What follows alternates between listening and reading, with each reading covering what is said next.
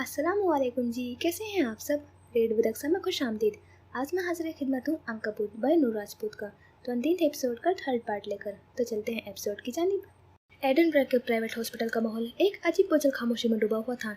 ये शहर का सबसे महंगा और जदीद हॉस्पिटल था, जहाँ जोसेफ पीटरसन खानदान के असर रसूख के बाद हर मुमकिन सहूलत मुयसर थी, मगर अंदरूनी कब्र को कोई आसाइश कम नहीं कर सकती थी। गलियारों में फैली जरासीम, कुछ अद्वियात के तेज बू और डॉक्टर नर्सों की धीमी सरगोशियाँ उसके अंदर मजीद बेचैनी पैदा कर रही थी। नैनी जिंदगी और मौत की कश्मकश में मुब्तला थी। हर गुजरता लम्हा उसके दिल पर एक भारी चट्टान की तरह गिर रहा था। डॉक्टर्स मुसलसल उनकी हालत को नाजुक करार दे रहे थे, जो वली के लिए किसी खंजर से कम ना थी। वो आईसीयू के बाहर कॉरिडोर में रखे सोफे पर निढाल से बैठा था। आंखों में नींद का कोई नामो निशान नहीं था, सिर्फ बेचैनी और खौफ की सुर्खी नुमाया थी। जहन में मुसलसल दो तस्वीरें घूम रही थी, एक नैनी का जर्द पड़ता हुआ चेहरा और दूसरा फजर का उदास खामोश चेहरा। उसने सुबह से फजर को कई बार फोन किया था, 1 दर्जन से ज्यादा पैगाम भेज दिए थे, लेकिन दूसरी तरफ से कोई जवाब नहीं आया। निसा करीब ही बैठी थी, उसका चेहरा सहमा हुआ था और आंखें आंसुओं से सुर्ख थी। नैनी सिर्फ एक मुलाजमा नहीं थी, वह उनके खानदान का हिस्सा थी। निसा के लिए तो वो अपनी माँ थी। उसने तो कभी अपनी माँ को नहीं देखा था, वो उन्हें खोना नहीं चाहती थी, और वली उसका दर्द साफ महसूस कर सकता था। हॉस्पिटल के बाहर मीडिया का अज़्दहाम बढ़ता जा रहा था।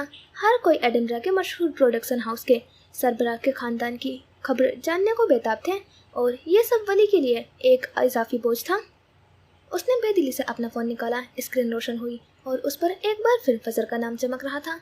वो उम्मीद कर रहा था कि इस बार कोई जवाब आएगा, कोई पैगाम या कम से कम एक मिस्ड कॉल, लेकिन नहीं। स्क्रीन पर कोई नई सरगर्मी नहीं थी। उसके आखिरी पैगामात अभी भी बगैर पढ़े नजर आ रहे थे। उसका दिल डूबने लगा। वो उसे ठीक छोड़कर आया था, लेकिन उसके आने के बाद वह क्या हुआ था? क्यों वो उसे राब्ता नहीं कर रही थी? उसे फजर की खामोशी से खौफ आ रहा था। वो हर मुश्किल में भी खुद को संभाल लेती थी, मजबूत रहती थी, लेकिन आज उसकी खामोशी वली को किसी आने वाले तूफान की पेशगोई लग रही थी। उसकी छठी हिस्स उसे खबरदार कर रही थी। एक नर्स आईसीयू से बाहर आई। वली तेजी से उठकर उसकी तरफ बढ़ा था।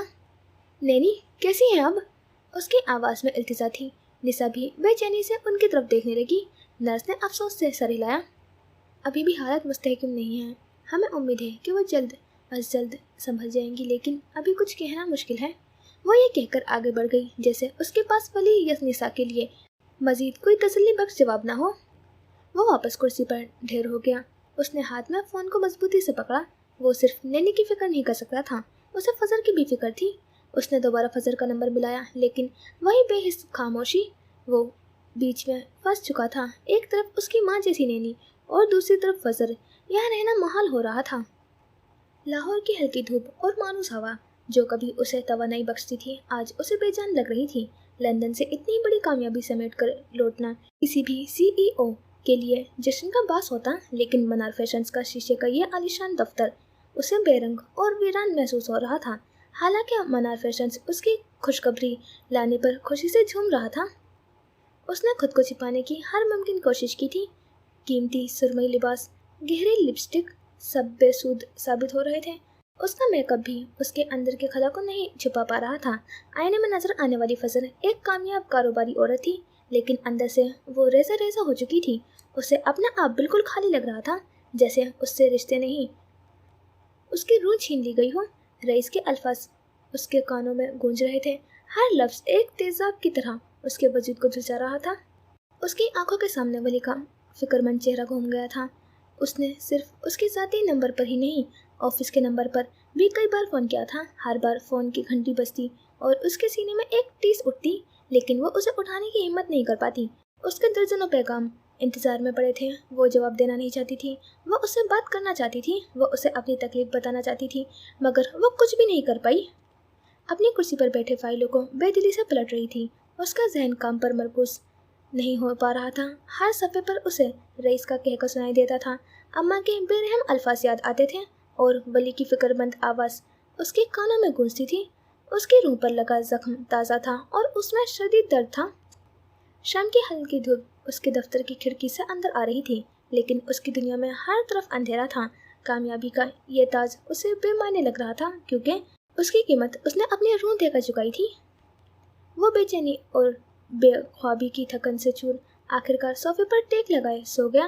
एक बोझल नींद ने उसे अपनी आगोश में ले लिया और फिर वो एक मबहूम कर्बनाक ख्वाब की वादी में जा पहुंचा था।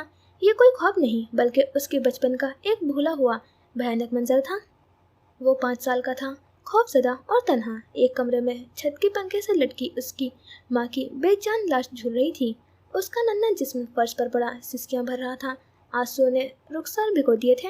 वो बार बार अपनी माँ को पुकार रहा था जो जवाब नहीं दे रही थी। वो रोते रोते बेहोश होने को था जब एक वजूद कमरे में दाखिल हुआ। एक औरत सफ़ेद लिबास में मलबूस, उसके घुंघराले बाल कंधों पर फैले हुए थे। वो उसकी लाश के करीब आ खड़ी हुई। उसका चेहरा धुंधला था, शनाख्त से परे। वो कुछ सरगोशियां कर रही थी, ऐसी आवाज़ें जो हवा में तहलील हो रही थी। फिर उसकी ऊंची हील्स की टक टक फर्श पर गूंजने लगी। हर टक टक उसके नन्हे दिल पर एक हथौड़ी की तरह लग रही थी। वो उसकी तरफ बढ़ रही थी और अब उसके सामने घुटनों में बल झुक गई। फिर भी उसका चेहरा वाज़ेह नहीं था। तुम एक प्यारे बच्चे हो, औरत की आवाज़ गूंजी और हाथ वली के बालों को छूने लगे। अगर सब ठीक होता तो यकीनन उफक का ख्वाहिश पूरी होती, उफक का बेटा और मेरी बेटी। मगर अफसोस, ये फेरी टेल एक जहरीली फेरी टेल है। नन्हे बच्चे ने बामुश्किल अपना हाथ उठाया और अपनी माँ की जानिब इशारा किया। उसकी आवाज़ हलक में अटक रही थी। वो मेरी मम्मी। औरत की आवाज़ में एक अजीब सी ठंडक थी। मैं देख सकती हूँ एक नफसियाती बच्चा, एक मालूम बच्ची जो कभी मिल नहीं सकते। ये अल्फाज और उनके मफहूम उसकी समझ से बाहर थे। वो सिसकता रहा और वो औरत उसे वहीं छोड़कर उठ खड़ी हुई। उसने एक नज़र उफक के बेजान लाश पर डाली, फिर खामोशी से दरवाजे से बाहर निकल गया। हील की टकटक की आवाज़ धीरे धीरे दूर होती गई, जैसे कोई भयानक ख्वाब हवा में तहलील हो रहा हो। आवाज़ें मध्यम हो गई और फिर तेज़। वो एक झटके से उठ बैठा। उसका पूरा वजूद पसीने में शराबोर था। दिल की धड़कन इतनी तेज थी कि कानों में गूंज सुनाई दे रही थी। ख्वाब का हर लफ्ज़, हर लम्हा उसके जहन में ताज़ा था। खौफ और उलझन का एक सर्द एहसास उसे घेरने लगा। उसी लम्हे ग्लास विंडो से अंदर पड़ने वाली हल्की रोशनी ने एक मंजर दिखाया जिसने उसके दिल को सुकून दिया। नैनी को होश आ चुका था। निसा और जॉर्ज उसके पास खड़े थे। उनके चेहरों पर इत्मीनान की लहर थी। वो एक झटके से उठा और तेजी से आईसीयू की जानिब लपका। उसका सर दर्द से फट रहा था, लेकिन नैनी की सेहतयाबी की खबर ने उसे एक नई तवानाई बख्श दी थी। वो नैनी के बिस्तर के पास कुर्सी पर बैठा था। उसने आहिस्ता से उनका झुर्रियों भरा हाथ अपने हाथ में ले लिया। उसकी आंखों में नमी तैरने लगी। खौफ और बेचैनी के बादल छट चुके थे और उनकी जगह तशक्कुर और मोहब्बत ने ले ली थी। नैनी का चेहरा कमज़ोर लेकिन पुरसकून था। उनकी आंखों में जिंदगी की चमक वापस आ गई थी। नैनी, उसकी आवाज़ बमुश्किल निकली। आप कैसी हैं अब? नैनी ने उसे देखकर मुस्कुराने की कोशिश की। उनकी मुस्कुराहट में एक मध्यम सी रोशनी थी। मैं ठीक हूँ बेटा, तुम्हारी दुआओं से तुम आ गए, बस यही काफ़ी है। उनकी आवाज़ कमज़ोर थी लेकिन उसमें पहले जैसी अपनायत और प्यार था। वो दोनों कुछ लम्हे खामोशी से बैठे रहे, सिर्फ एक दूसरे की मौजूदगी को महसूस कर रहे थे। ये लम्हा बेइंतहा कीमती थे। नैनी ने आहिस्ता से वली के हाथ को थपथपाया और उनकी नज़रें कमरे में इधर उधर घूमी। तुम उसे लाई नहीं? उन्होंने धीमी आवाज़ में पूछा। उनकी नज़रें वली के चेहरे पर जम गई। मेरी बहू को? ये सुनते ही उसके दिल डूब गया। फजर का ख्याल दोबारा जहन में लौट आया। उसकी खामोशी, उसके ना उठाए गए फ़ोन, एक अजीब सा खौफ उसे घेरने लगा। उसने नैनी के हाथ को हल्का से दबाया और कोशिश की कि उसकी आवाज़ में कोई परेशानी जाहिर ना हो। मैं जल्द ले आऊँगा नैनी, बस आप ठीक हो जाएं, फिर मैं उसे लेकर आऊँगा। नैनी ने एक मुतमईन सांस ली और आंखें मूंद ली। उनके चेहरे पर सुकून था। वो वही बैठा, उनके हाथ थामे रहा। एक तरफ नैनी की ठीक होने की खुशी थी तो दूसरी तरफ फजर की बेखबरी का बोझ जो उसके दिल पर एक भारी चट्टान की तरह जमा हुआ था। वो बेतरह उलझ चुका था। 2 दिन गुजर चुके थे। 2 दिन जो फजर ने किसी अजाब की तरह गुजारे थे। उसका फ़ोन फिर से बज रहा था। कॉल करने वाला शख्स वली था। थक हार कर उसने फ़ोन उठा लिया। तुम ठीक हो? मेरा फ़ोन क्यों नहीं उठा रही थी? क्या हुआ है? उसकी आवाज़ में बेताबी और फिक्रमंदी साफ झलक रही थी। हाँ, मैं ज़रा बिजी थी, उसने सपाट चेहरे लिए जवाब दिया। आवाज़ में ऐसी बेहिसी थी जो उसके अंदरूनी हालत का अक्स थी। एक लम्हे को दूसरी तरफ खामोशी छा गई। वो शायद ये समझने की कोशिश कर रहा था कि क्या फजर वाकई इतनी मसरूफ़ थी कि उसका फ़ोन तक न उठा पाती। उसके मैसेजेस तक नहीं देख पाती। मुझे तुम ठीक नहीं लग रही हो फजर। उसके लहजे में फिक्रमंदी मजीद गहरी हो गई थी। फजर ने मुंह भींचकर एक सिसकी रोकी। वो टूट रही थी मगर अपनी कमजोरी जाहिर नहीं करना चाहती थी। रईस के अल्फाज अभी तक उसके जहन में गूंज रहे थे। तन्हा रहो, अकेले। तुम्हें कोई गलतफहमी हो रही है, मैं ठीक हूँ। भरपूर कोशिश की कि उसकी आवाज़ में कोई लर्जिश न आए। लहजा सर्द किया। नैनी को होश आ गया है, वो ठीक है अब। उसने खुद ही खुशखबरी सुनाई। शायद उसे उम्मीद थी कि ये खबर फजर को कुछ सुकून देगी। वो अब जल्द वापस आ जाता। चलो अच्छा है, उसने मुख्तसर सा जवाब दिया। लहजे में कोई खास खुशी नहीं थी। वो खुद को हर जज्बे से आरी करने की कोशिश कर रही थी। मैं जल्दी वापस आऊँगा, वो इतला दे रहा था। ठीक है। उसका जवाब इतना सपाट था कि वली मजीद चटक गया। फजर तुम मुझसे बात करने के लिए दूसरों को कॉल मत किया करो, मुझे ये पसंद नहीं। उसके लहजे में गैर मुतवक्का तलखी उभरी। मुझे फिक्र हो रही थी, वो नरमी से बोला। लहजा अब भी इतना ही मुलायम और पुरसुकून था। डोंट वरी, मर नहीं रही हूँ मैं। वो साकित रह गया। फजर के अल्फाज किसी नोकदार चीज़ की तरह उसके दिल में पेवस्त हो गए।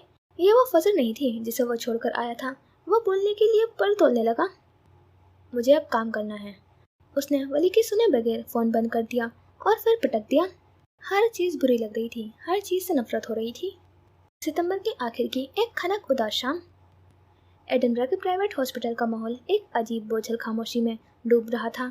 सितंबर के आखिर की खनकी शीशे के बड़ी खिड़कियों से टकराकर अंदर के मसनूई तौर पर गर्म माहौल को मजीद गैर हकीकी बना रही थी। वली, जॉर्ज और निसा तीनों आईसीयू के बाहर रखे सोफे पर बैठे थे। चेहरों पर पहले से कुछ इत्मीनान था। वो नैनी के खतरे से बाहर आने पर शुक्रगुजार थे। मगर इस बंद दरवाजे के पीछे कमरे में एक बिल्कुल मुख्तलिफ मंजर था। नैनी के बिस्तर के पास मिस्टर जोसेफ एक कुर्सी पर झुके बैठे थे। उनका कदावर मजबूत वजूद आज सिकुड़ा हुआ था। उनके गोठक तर्ज के सिया लिबास और चेहरे पर हर वक्त तारी रहने वाली ड्रेकुला जैसी पुरअसरारियत आसमान पड़ गई थी। उनकी आंखें जो कभी पूरे शहर पर हुक्मरानी करती थी, आज सिर्फ एक कमज़ोर वजूद पर टिकी थी। नैनी, जिसने अपनी पूरी जिंदगी उस खानदान के नाम कर दी थी। मिस्टर जोसेफ पैलेस में आज भी अकेले रह रहे थे। वो टूट चुके थे मगर झुके नहीं थे। उन्होंने तन्हाई को अपनी सजा चुन लिया था। नैनी ने हमेशा खानदान को एक साथ देखा था, मगर जब से जोसेफ पैलेस के मक्कीन अलग हुए थे और उन्होंने निसा और जॉर्ज के साथ रहना शुरू किया था, वो तब से बीमार रहने लगी थी। वो मिस्टर जोसेफ को अकेले नहीं छोड़ना चाहती थी, मगर उनकी ख्वाहिश पर वो बच्चों के साथ रह रही थी और शायद इसी दबाव और दुख ने उन्हें यहाँ तक पहुँचा दिया था।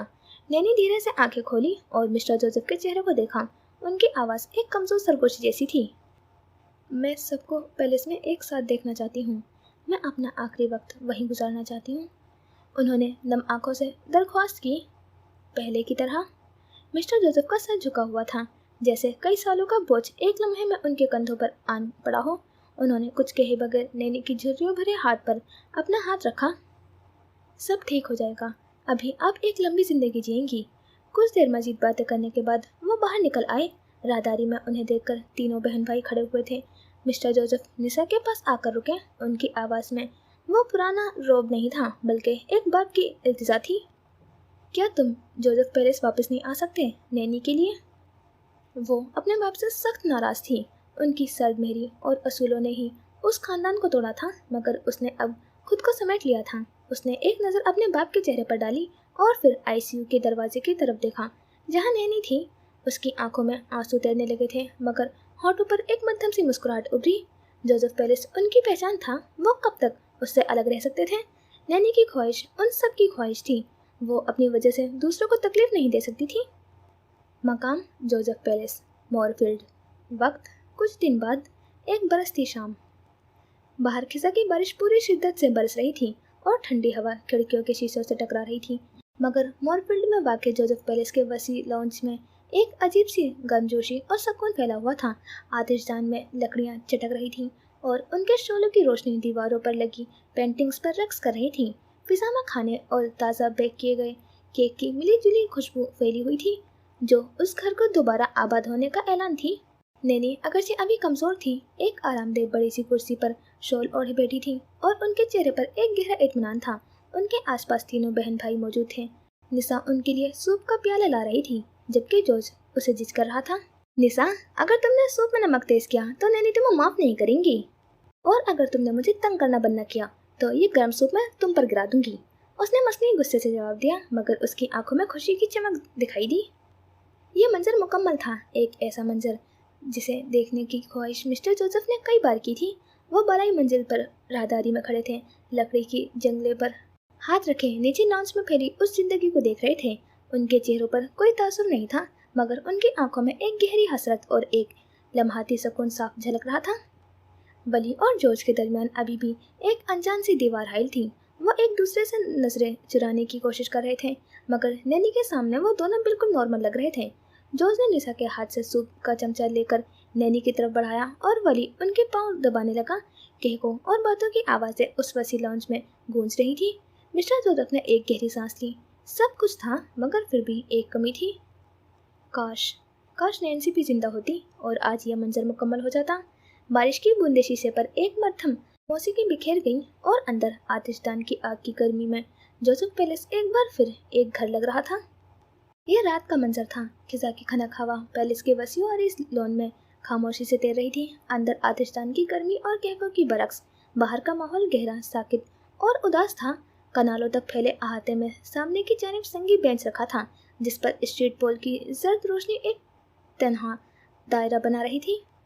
उसी दायरे में वली और जॉर्ज बैठे थे।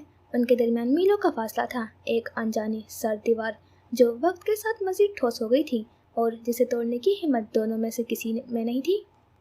जॉर्ज की शख्सियत में मजीद निखार आ गया था। उसके नैन नक्श पहले से ज़्यादा तराशुदा और पुख्ता लग रहे थे, मगर उसके अंदर का नरम ख्वाह इंसान कहीं खो गया था। उसकी जगह अब एक सर्द मिजाज हकीकत पसंद शख्स ने ले ली थी, जिसने दुनिया के दिए हुए मॉन्स्टर के लक़ब को अपनी पहचान बना लिया था। वापस कब जा रहे हो? बिलाखिर जॉर्ज की आवाज़ ने खामोशी को तोड़ा। उसके लहजे में कोई तजस्सुस नहीं था, बस एक हकीकत का एतराफ़ था। परसों, वली ने मुख्तसर जवाब दिया और उसकी नज़रें सामने अंधेरे में फैले दरख्तों पर जमी रही। उसके जवाब पर जॉर्ज ने बस सर हिलाया। वो अब एडनबरा का एक काबिल डायरेक्टर था। स्टारलाइट प्रोडक्शन हाउस उसकी क़यादत में तेज़ी से आगे बढ़ रहा था, मगर उस कामयाबी की कीमत उसने अपनी ज़ात से वसूल की थी। कुछ देर की खामोशी के बाद वली ने एक गैर मुतवक्का सवाल किया, तुम शादी क्यों नहीं कर लेते? ये सवाल इतना अचानक था कि जॉर्ज ने चौंक कर उसकी तरफ देखा। उसके सर चेहरे पर हैरत की एक लहर दौड़ गई, फिर उसके होठों पर एक तल्ख मुस्कुराहट उभरी। एक मॉन्स्टर से शादी कौन करेगा? उसने खुद का मजाक उड़ाते हुए कहा, जैसे ये एक ऐसी हकीकत थी जिसे वो रोज़ खुद को याद दिलाता था। वली ने उसकी तल्ख हकीकत को नज़रअंदाज किया। उसकी आवाज़ पुरसकून और गहरी थी। Jenny Robert. ये नाम नहीं था, एक धमाका था जो साकित हो गया। उसके वजूद में एक लर्जिश सी हुई जिसे उसने बड़ी मुश्किल से जब्त किया। जेनी, वो आज शाम ही तो आई थी, नैनी से मिलकर उनकी अयादत कर गई थी। जॉर्ज के गले में एक गिल्टी सी डूबकर उभरी। जेनी उसकी पहली और आखिरी पसंद थी। वो दोनों अब अच्छे दोस्त बन चुके थे, मगर ऐसे जज्बात कभी किसी ने जाहिर नहीं किए थे। मैंने उसकी आंखों में देखा है, वो तुम्हें पसंद करती है। उसके इस जुमले पर जॉर्ज के जबड़े भिज गए। उसने अपनी मुट्ठियां भींच ली, जैसे अपने अंदर उठते तूफान को कैद करना चाहता हो। वो कुछ नहीं बोला, बोल ही नहीं सकता था। कुछ देर बाद वली उठ खड़ा हुआ। उसने चंद लम्हे जॉर्ज के पथराई हुई वजूद को देखा और फिर धीरे से कहा, इस बारे में सोचना ज़रूर। वो अपनी पैंट की जेबों में हाथ डाले, पोल की रोशनी के दायरे से निकलकर अंधेरे में गुम होने लगा। उसके कदमों की आहट घास पर बहुत मध्यम थी। कल प्रोडक्शन हाउस की एक तकरीब है, तुम आओगे? अकब से आती जॉर्ज की आवाज़ पर वो रुका। उसकी आवाज़ में इल्तिजा नहीं थी, मगर एक कोशिश जरूर थी। वली ने पलटकर उसे देखा। पोल की रोशनी में जॉर्ज का चेहरा आधा रोशन था और आधा तारीक, बिल्कुल उसकी अपनी ज़ात की तरह। उसने कुछ कहने के बजाय बस हल्के से कंधे उचकाए, एक ऐसा जवाब जिसका कोई मतलब नहीं था, और फिर मुड़कर चला गया। जॉर्ज वहीं बैठा रह गया। रात की खनकी अब उसके अंदर उतर रही थी। वो उसे रोकना चाहता था, उससे बात करना चाहता था, मगर अल्फाज मुंजमद थे। वो खुद को उस काबिल भी नहीं समझता था कि अपने भाई से उन गलतियों की माफ़ी मांग सके जिन्होंने उनके दरमियान ये सर्द दीवार खड़ी कर दी थी। Starlight studio, Edinburgh. एडनबरा की वो शाम सितारों से सजी थी। आसमान पर ही नहीं, ज़मीन पर भी।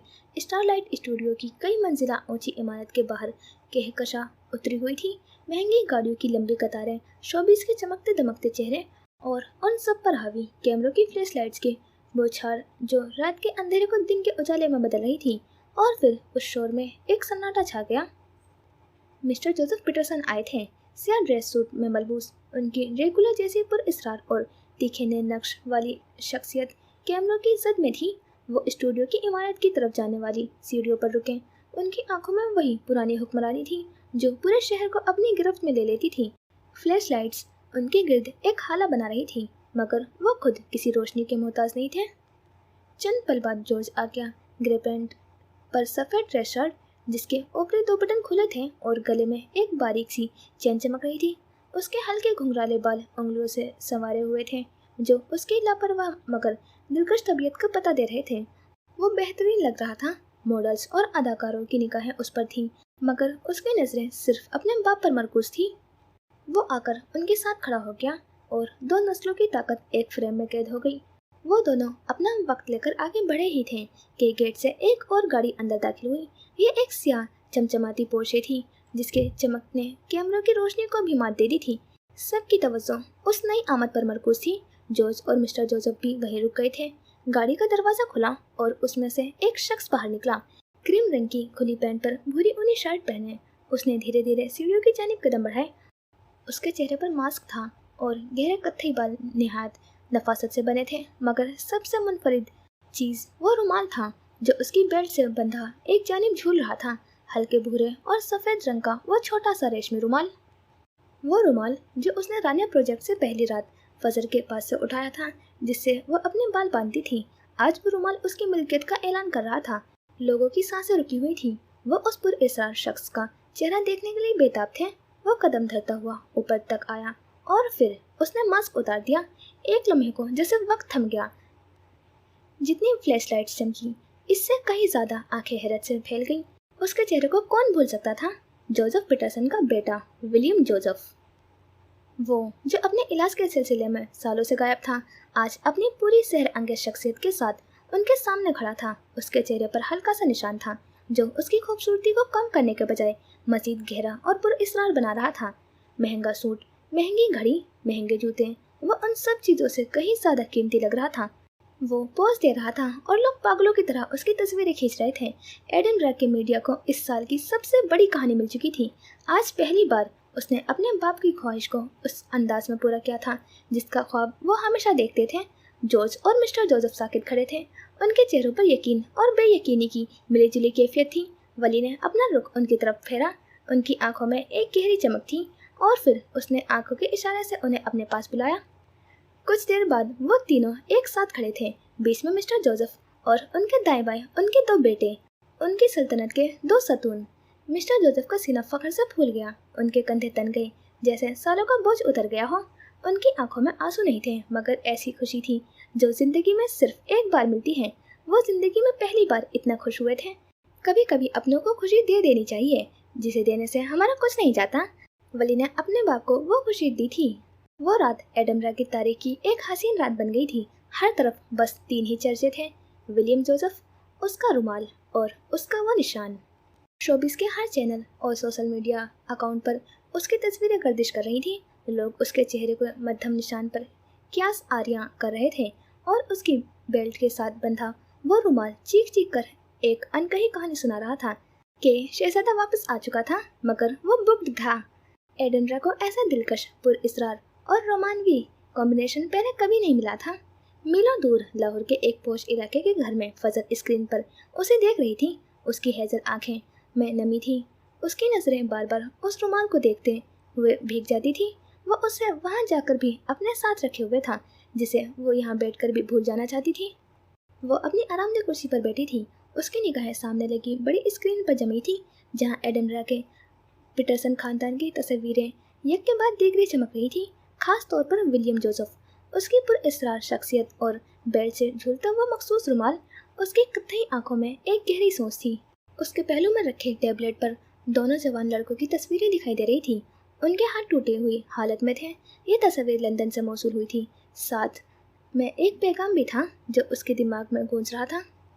अपनी मैडम को मेरा पैगाम दो, मैं उसकी शायरक तक पहुँच कर रहूँगा। इंटरेस्टिंग, उसने थोड़ी पर मुट्ठी जमाते हुए आहिस्ते से कहा। Very interesting.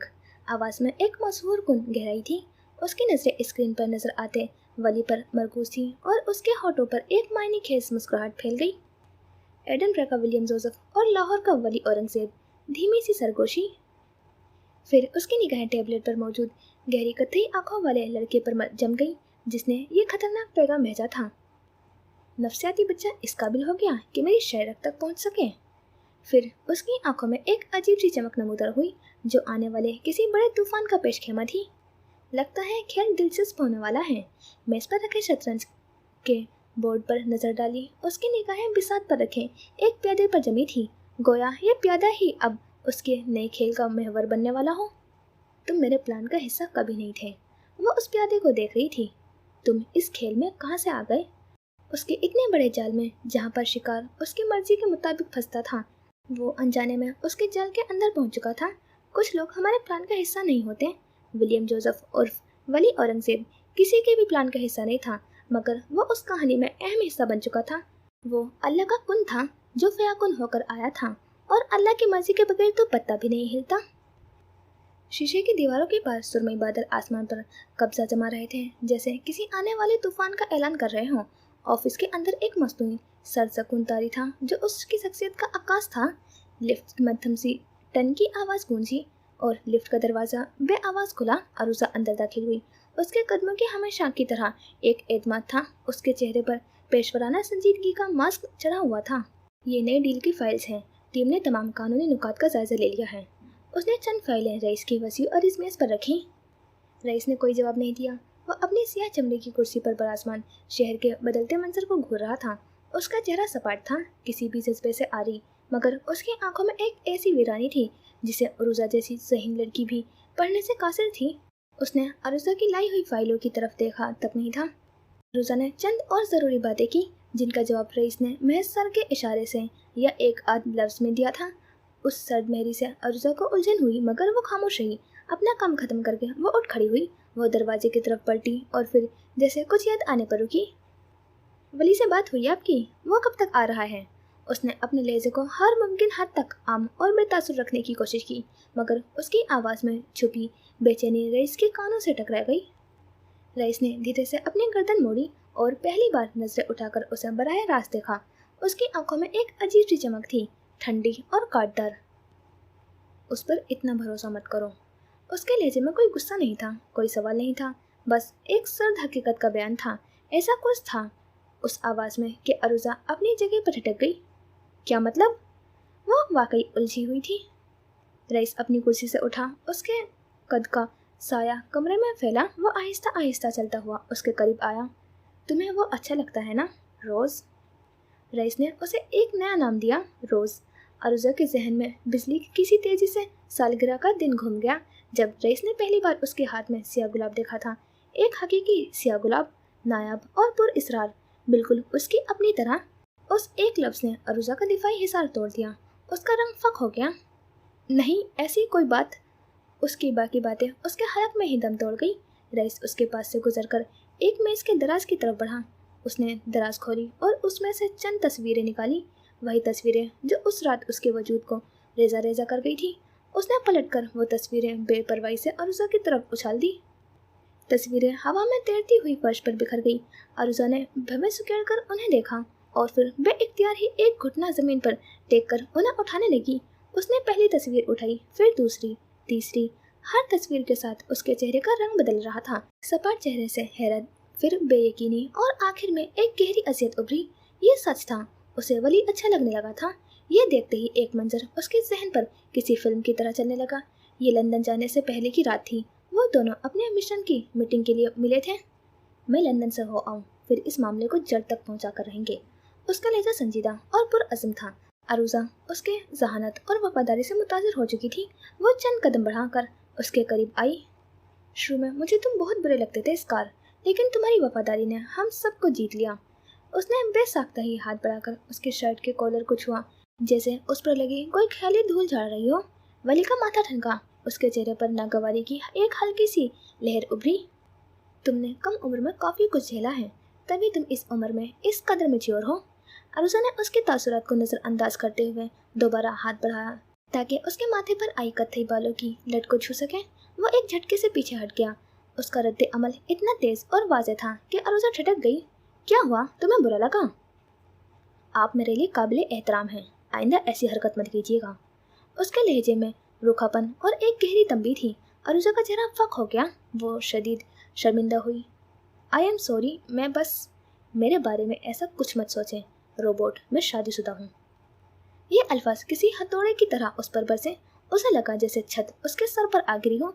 वली का चेहरा 200% संजीदा था और उसकी आंखों में पहली बार वाज़ेह नागवारी थी। मैं बस तुम्हें एडमायर कर रही थी, उसने कमज़ोर सी सफाई दी। इसके लिए मेरी बीवी है, आइंदा ऐसे जतन मत कीजिएगा। वो एक तंबी नज़र उस पर डालकर पलट गया, जबकि अरुजा साकित खड़ी रह गई। शादी, बीवी, क्या वो मजाक कर रहा था? मगर ऐसा संगीन मजाक क्यों करेगा? वो पूरी रात उलझन का शिकार रही। फिर उसने एडनब्रा में अपने वसाइल इस्तेमाल करके उसके मामूलात निकलवाए, मगर वहाँ उसकी शादी का कोई रिकॉर्ड नहीं था। वो गैर शादीशुदा था। और अब उन तस्वीरों को देखते हुए फजर के चेहरे को वली के सीने में छिपे देखकर, उसकी बाहों में उसकी मिल्कियत को महसूस करके अरुजा को समझ आ रहा था कि वह उससे गुरेजा क्यों था।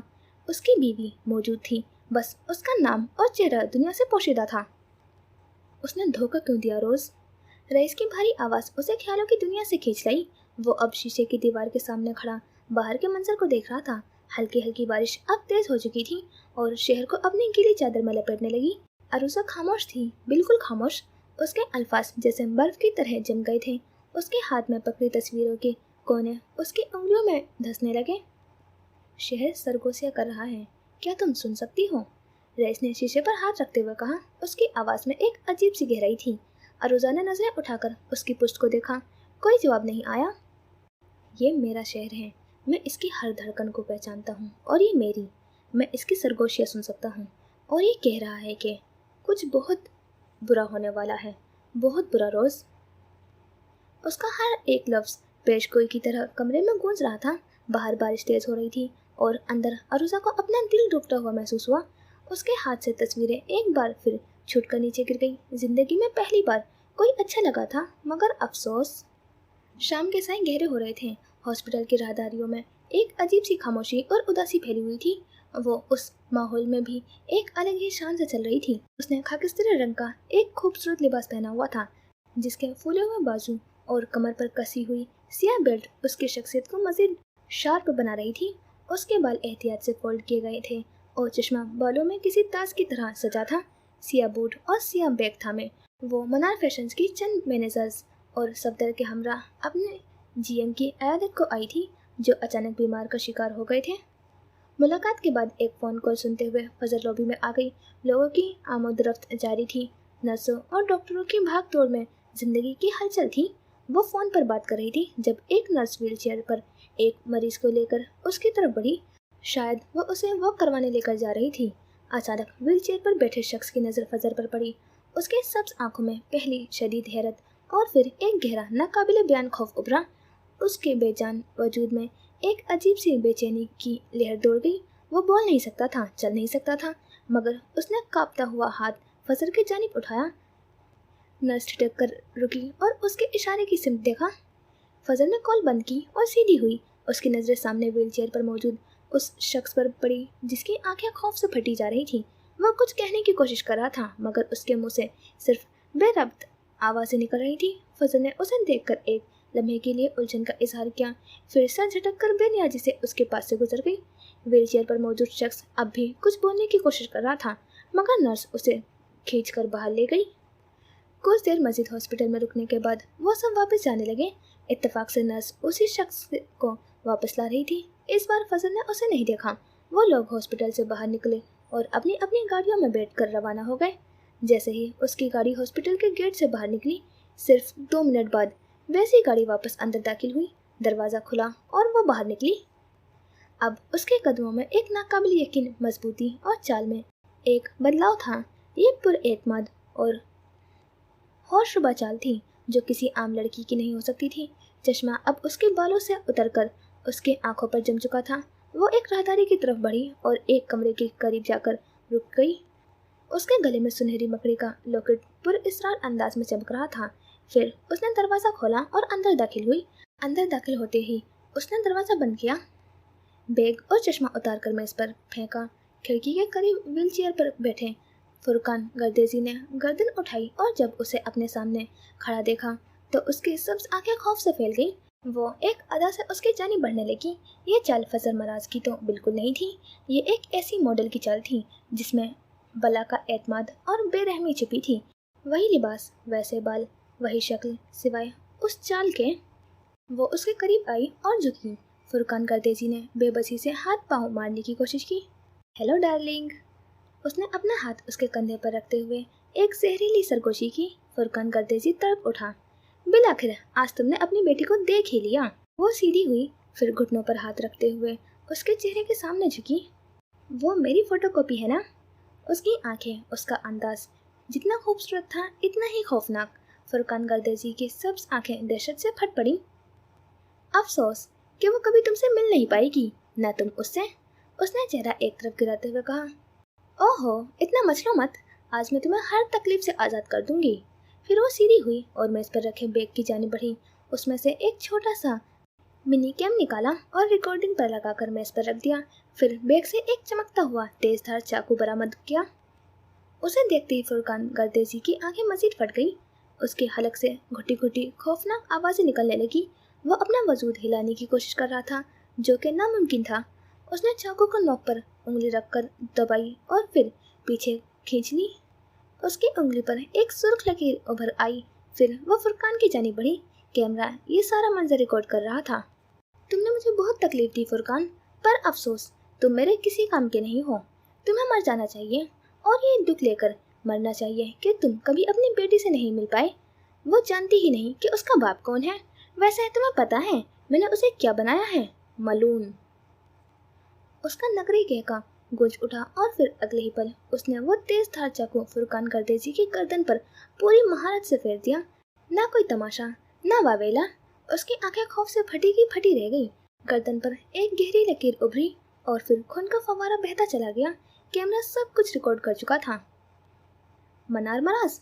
नहीं, वो तो मर चुकी थी। फुरकान गर्देजी का कत्ल फजर मराज ने किया था और ये सबूत उसके पास महफूज हो चुका था। कमरे का सीसीटीवी कैमरा उस वक्त बंद था। व्हीलचेयर पर बैठा शख्स खून में लथपथ था। वो कुछ देर तड़पा और फिर धीरे धीरे साकित हो गया। उसने कैमरा बंद किया, चाकू साफ करके वापस बैग में रखा, चश्मा आंखों पर जमाया और बैग कंधे पर लटकाती हुई कमरे से बाहर निकल गई। वो उसी चाल से चलती हुई आगे बढ़ गई। लेकिन कौन यकीन करता कि वो फजर नहीं मनार थी। वो अंकबूत जिसका बनाया हुआ जाल मौत का पैगाम था। चंद अहम मीटिंग्स, बोर्ड के अफराद की बेतुकी बहसें, वो बेतरह काम में मगन था। उसने अपने आप को काम में गर्क कर लिया था। वो सोचों में गुमराहदारी से गुजर रहा था जब अचानक जेब में रखे फोन की लरसती खामोशी ने उसके कदम रोक दिए। अनजाना नंबर। एक लम्हे को उसकी नजरें स्क्रीन पर जम गई। फिर उसने गहरी सांस ली। अब तो उसे आदत हो चुकी थी, जानता था दूसरी जानिब कौन हो सकता है। उसने फोन उठाते कान से लगाया। Knock knock. एक निस्वानी आवाज उभरी, धीमी, मध्यम, मगर शहर में बुझी हुई। रईस ने खामोशी इख्तियार की। वो कुछ न बोला, चेहरा सपाट हो चुका था, उसकी भवें सिकुड़ हुई थी। Knock knock. उसके खामोश रहने पर फिर वही आवाज उभरी, जैसे किसी पुरानी अलमारी का दरवाजा खटखटा रहा हो। Who is there? उसने गहरी सांस लेकर और मध्यम आवाज में पूछा। Your rival. दूसरी जानिब से जवाब आया, वही आवाज, वही दिल में उतरती जहरीली मिठास। Which one?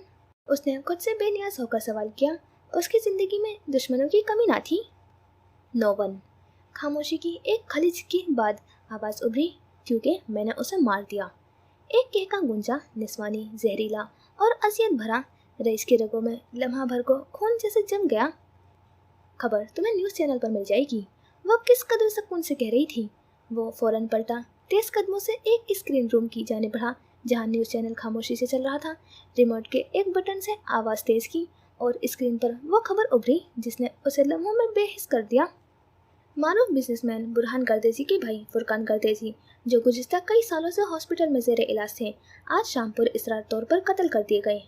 तस्वीर में वही हॉस्पिटल, वही राहदारी और पुलिस की गाड़ियाँ। तुम्हारा एक रकीब खत्म हो गया। और आवाज़ अब भी फ़ोन पर मौजूद थी। रईस ने आहिस्ता सा फ़ोन कान से लगाया। वैसे मैं हैरान हूँ, तुम अभी तक मेरी तलाश में क्यों नहीं निकले? वो मुस्कुराया, मगर उसके मुस्कुराहट में तलखी थी, जहर की तलखी। मैं लोगों के पीछे नहीं भागता मोहतरमा, लोग मेरी तलाश में निकलते हैं। एक लम्हे को दूसरी तरफ खामोशी रही, फिर वही कहका जैसे किसी मकड़ी ने अपना जाल मुकम्मल कर लिया हो। ये मेरा शहर है। उसकी आवाज़ अब कदर सख्त थी मगर गंभीर। ये शहर तुम्हें वक्त पर बाहर उगल देगा। तुम खुद मेरे सामने आओगी, मुझे तुम्हें ढूंढने की ज़रूरत नहीं। तुम खुद आओगी अपनी कब्र के तावीज़ पर चलते हुए। मगर किसी और जवाब का इंतज़ार किए उसने फ़ोन बंद कर दिया। वो जानता था वो खेल रही थी जहनों, रिश्तों, दुश्मनियों और मौत से, और जब तक वो खुद ना चाहे उस तक पहुंचना नामुमकिन था। मगर रईस भी वही था जो वक्त का सब्र करता था, जिसके फैसले खामोशी में सुनाई जाते थे और सज़ा सायों में दी जाती थी। उनके मुकाबिल आने में अब ज़्यादा वक्त नहीं बचा था। सितंबर का आखिरी दिन था और लाहौर की फ़िज़ा में एक नाकाबिले बर्दाश्त हब्स ठहर गया था। ऐसी ही एक शाम जब आसमान पर बादलों ने डेरे डाल लिए और हवा साकिन थी, बारिश की पहली बूंद मिट्टी पर गिरी और वो सूंधी महक उठी जो यादों को जगाती है। शाम धीरे धीरे रात की स्याही में तहलील होने लगी। वो जाने कब से लॉन्च में दाखिले दरवाजे के करीब बने चौड़े जीनों पर बैठी थी। उसकी हेजल आंखों में कोई चमक नहीं थी, बस एक गहरा खला जिसमें वो खुद भी डूबती जा रही थी। उसकी नजरें बेमकसद बारिश की तेज होती बूंदों पर जमी थी जो सहन में लगे पौधे के पत्तों को धो रही थी। एक दफ़ा बात करने के बाद उसने वली की कॉल्स और पैगाम का कोई जवाब नहीं दिया था। एक खामोशी थी जो उसने जानबूझकर तारी की थी, एक दीवार थी जो अपने और उसके बीच खड़ी करना चाहती थी। अचानक गेट खुलने की आवाज़ आई और उसके सोचों का तसलसल टूट गया। उसने चौंक कर देखा, एक हेवला गेट से अंदर दाखिल हुआ। फजर की नज़रें उस पर पड़ी और वहीं ठहर गई। सांस सीने में अटक गई, वो साकित रह गई। गाड़ी बाहर सड़क पर खड़ी थी। वो सबसे पहले, हर चीज़ से पहले उससे मिलने आया था। वो वली था, बारिश की परवाह किए बगैर। वो धीरे धीरे लंबे कदम भरता उसकी जानी बढ़ रहा था। पानी की बूंदें उसके बालों को भिगो कर उसके चेहरे पर लकीरें बना रही थी। उसकी सफ़ेद शर्ट गीली होकर उसके वजूद से चिपकने लगी थी। फजर की आंखें डुबडुबा गई। एक लम्हे को लगा जैसे वो कोई ख्वाब देख रही हो, कोई शराब जो बारिश के थमते ही मिट जाएगा। वो चलता हुआ आया और उसके ऐन सामने एक जीने नीचे खड़ा हो गया। अब वो गर्दन उठाकर उसे देख रही थी। वो पहले से ज़्यादा पुरकशिश, ज़्यादा पुख्ता लग रहा था। उसके चेहरे पर सफ़र की थकन थी, मगर आंखों में सिर्फ उसके लिए एक गहरी बेपनाह चाहत थी। फजर के दिल में एक तेज़ हुक उठी, कैसी हो जानम? उसका लहजा इतना नर्म, इतना मोहब्बत भरा था कि फजर के ज़ब्त के सारे बंधन टूट गए। ना कोई नाराज़ी, ना गुस्सा, ना उसकी खामोशी पर कोई शिकवा, बस खालिस बेरियार मोहब्बत। वो जैसे पत्थर की हो गई, आंखें पलक झपकाए बगैर उसके चेहरे पर जमी थी। वो एक दूसरे को अपनी निगाहों से सैराब कर रहे थे। वो जिस तरह गर्दन पीछे गिराकर उसे देख रही थी, वली को उसकी गर्दन के दर्द का एहसास हुआ। ये सोचकर वो पंजों के बल झुका और उसके सामने बैठ गया। अब उनके चेहरे एक सतह पर थे। उसके होठ सख्ती से आपस में पेवस्त थे। वो कुछ कहना चाहती थी, शायद कह नहीं पा रही थी। वली ने अपना हाथ बढ़ाया और उसके भीगे हुए रुखसार को छुआ। उसका लम्स गर्म था। खुद को तकलीफ मत दो। उसके छूने पर वो जैसे किसी गहरे ख्वाब से जागी। वो जिसे अपना ख्वाब समझ रही थी, वो तो हकीकत बनकर उसके सामने बैठा था। वो एक झटके से पीछे हटी। वली का हाथ फिजा में ही मौलिक रह गया। वो उसकी हरकत पर साकित हुआ। विलियम जोसेफ को मोहब्बत हो गई। नैन्सी के अल्फाज फिजा में गूंजने लगे। तुम यहाँ? उसकी आवाज़ पर मुश्किल निकली। सबसे पहले मुझे तुम्हें देखना था, तुमसे मिलना था, इसलिए सीधे यहाँ आया हूँ। उसकी आवाज़ में वही नरमी थी। आंखें चमक उठी। उसे देखकर तुम्हारी आंखें चमक उठेंगी। मुझे तुमसे नहीं मिलना, उसने सपाट लहजे में कहा और एक झटके से उठने लगी। वली ने सरहद से उसका बाजू पकड़ा और उसे वहीं रोक लिया। उसके चेहरे पर अब संजीदगी छा गई थी। क्यों नहीं मिलना? वो हद दर्जा संजीदगी से उसे देख रहा था। अलबत्ता आंखें अब भी उसे अंदर कहीं कैद कर लेना चाहती थी। वो उस चेहरे को पूरे एडनब्रा में ढूंढता रहा था। तुम उसे देखना चाहोगे, तुम्हारी आंखें सिर्फ उसके दीदार को तरसेंगी। हाथ छोड़ो मेरा, मेरी मर्जी, मैं जिससे चाहूँ मिलूँ, जिससे चाहूँ ना मिलूँ। उसके अल्फाज अजियत भरे थे, मगर वली के लिए उसकी आवाज़ सुनना भी एक सुकून था। वो ये सुनने को बेताब था। तुम्हारी समाज सिर्फ उसे सुनेंगी। मैं भी अपनी बीवी से मिलने आया हूँ। उसने बाजू नहीं छोड़ा, गिरफ्त मजबूत थी। प्लीज़ जाओ यहाँ से। वो सबके कड़े मरहले से गुजर रही थी, आंखों में खून उतर आया था। मैं तुम्हें छोड़कर कहाँ जाऊँगा? उसकी आवाज़ में बेबसी थी। विलियम जोसेफ, वो तुम्हारी शुरुआत है, तुम उससे भाग नहीं सकते। मुझे नहीं पता, बस मेरी जान छोड़ दो। इस बार वो गुर्राई, ज़ब्तशुदा आंखें जैसे लहू टपका रही थी। वली ने उसे देखा, उसकी बातें अजियत दे रही थी, मगर वह हिम्मत हारने को तैयार नहीं था। वो झटके से उठ खड़ी हुई, वो भी उसके साथ उठा। मैं नहीं छोड़ सकता तुम्हारी जान। उसका लहजा अब भी नरम था, जैसे वह किसी बच्चे को समझा रहा हो। क्यों नहीं छोड़ सकते, क्यों? फजर ने चीख कर उसके सीने पर हाथ रखते हुए उसे पीछे धकेला। तुम आए ही क्यों थे? मैंने तुम्हें नहीं बुलाया था, तुम क्यों आए? वो दोनों हाथ से उसके सीने पर रखे उसे पीछे धकेल रही थी। वो पीछे हट रहा था। वो दोनों अब जीनों के शेड से बाहर बराह रास्त बारिश के नीचे आ चुके थे। वो अब लॉन में खड़ी थी। क्योंकि मैं तुमसे मोहब्बत करता हूँ, उसने फजर के दोनों हाथ थामते हुए बेबसी से कहा। जिंदगी में पहली बार उस शख्स ने मोहब्बत का इकरार किया था। तुम उसके लिए दिल निकालकर हथेली पर रख लोगे? उसने अपना दिल निकालकर हथेली पर रख दिया था।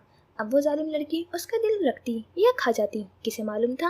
वो उसके इजहार पर साकित हो गई। वो अब हल्की बारिश में बुरी तरह भीग रहे थे।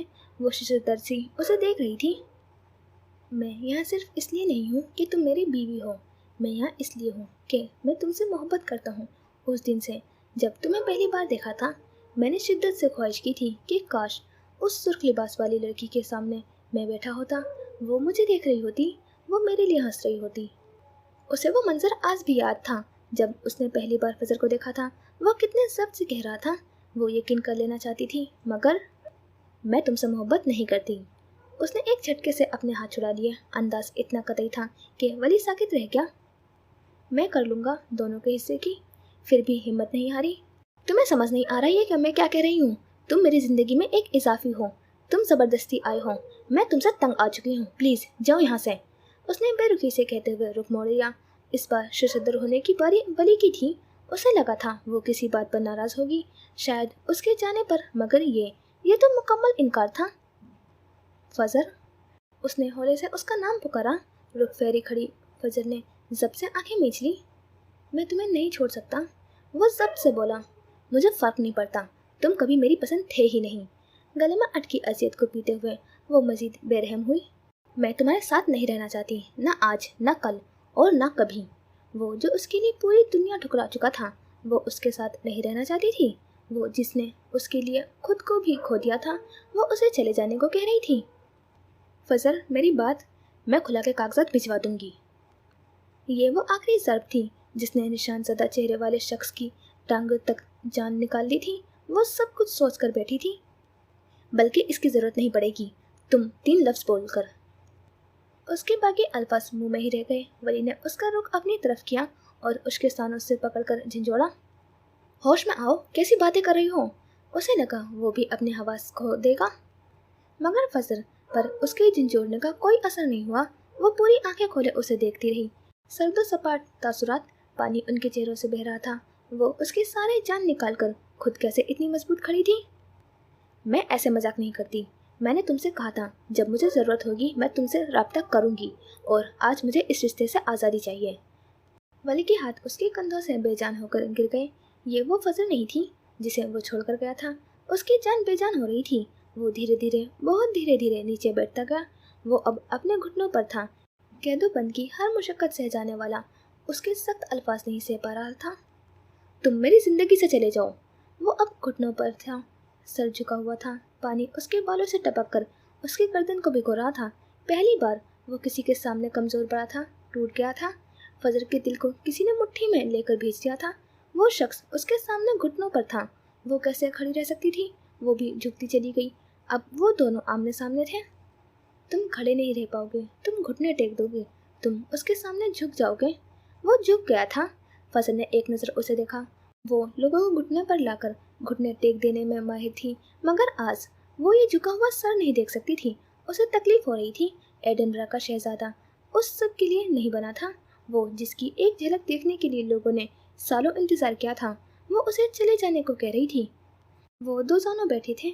फजर उसके हाथ देख सकती थी जिनमें हल्की सी कपकपाहट थी। वो शायद खुद को समेटने की कोशिश कर रहा था। वो उसे देख रही थी। दिल चाह रहा था उसका झुका हुआ सर उठाए, उसके लरसते हाथों को अपने हाथों में ले ले, उसे बताए उसे देखने के लिए वो कितनी बेताब थी। उसे बताए वो उसके बिना अंधी हो गई थी। उसे कुछ नजर नहीं आ रहा था। उसे बताए कि उसे उसके चेहरे के निशान से इश्क होता जा रहा था। उसका चेहरा ऊपर करे और अपने हाथ से उस निशान को छूकर देखे। उसे बताए कि वो उसके सामने गर्दन झुकाता अच्छा नहीं लगता, मगर वो बोली भी तो क्या, प्लीज चले जाओ। वो खुद लरस रही थी। तुम मेरा घर हो फजर, मुझे बेघर मत करो। उसने जैसे आखिरी इल्तिजा की। वापस चले जाओ प्लीज। उसने अपनी बात दोहराई। आंसू अब पानी के बारिश में घुल मिल रहे थे। वो मजीद रुकता तो वो मर जाती। खामोशी छा गई, एक गहरी खामोशी, बस पानी की टिप टिप की आवाज़। मैं गया तो वापस नहीं आऊँगा। कितनी देर बाद उसकी आवाज़ उभरी। उसने सर अभी भी नहीं उठाया था। वो उसे नहीं देख रहा था, वो उसे ही देख रही थी। सिसकी रोकने की कोशिश में मुंह भींच लिया, कुछ ना बोली। चंद लम्हे मजीद गुजर गए, फिर वो उठ खड़ा हुआ। उसने फजर को नहीं देखा। वो अब वापस जा रहा था। वो वहीं बैठी रह गई। वो जा रहा था और वो उसका सब कुछ साथ ले जा रहा था। वो उसे देखती रही जब तक वो गेट के पार न कर गया। उसके जाते ही वो बेजान होकर वहीं गिर गई। वो अल्लाह का इनाम था। आज उसने अल्लाह का इनाम ठुकरा दिया था। वो वाकई मलून थी। और फिर मलूनों पर इनाम कहाँ होते हैं। सितंबर की वो आखिरी भीगी रात अपने पीछे एक क़यामत खेज खामोशी छोड़ गई थी। जब अगली सुबह सूरज निकला तो लाहौर का आसमान शफाफ नीला था, जैसे कल रात यहाँ कोई तूफान आया ही ना हो। लॉन में खड़े पौधे बारिश में धुलकर निखर गए थे और गीली मिट्टी की सूंधी महक अब भी फिजा में बाकी थी।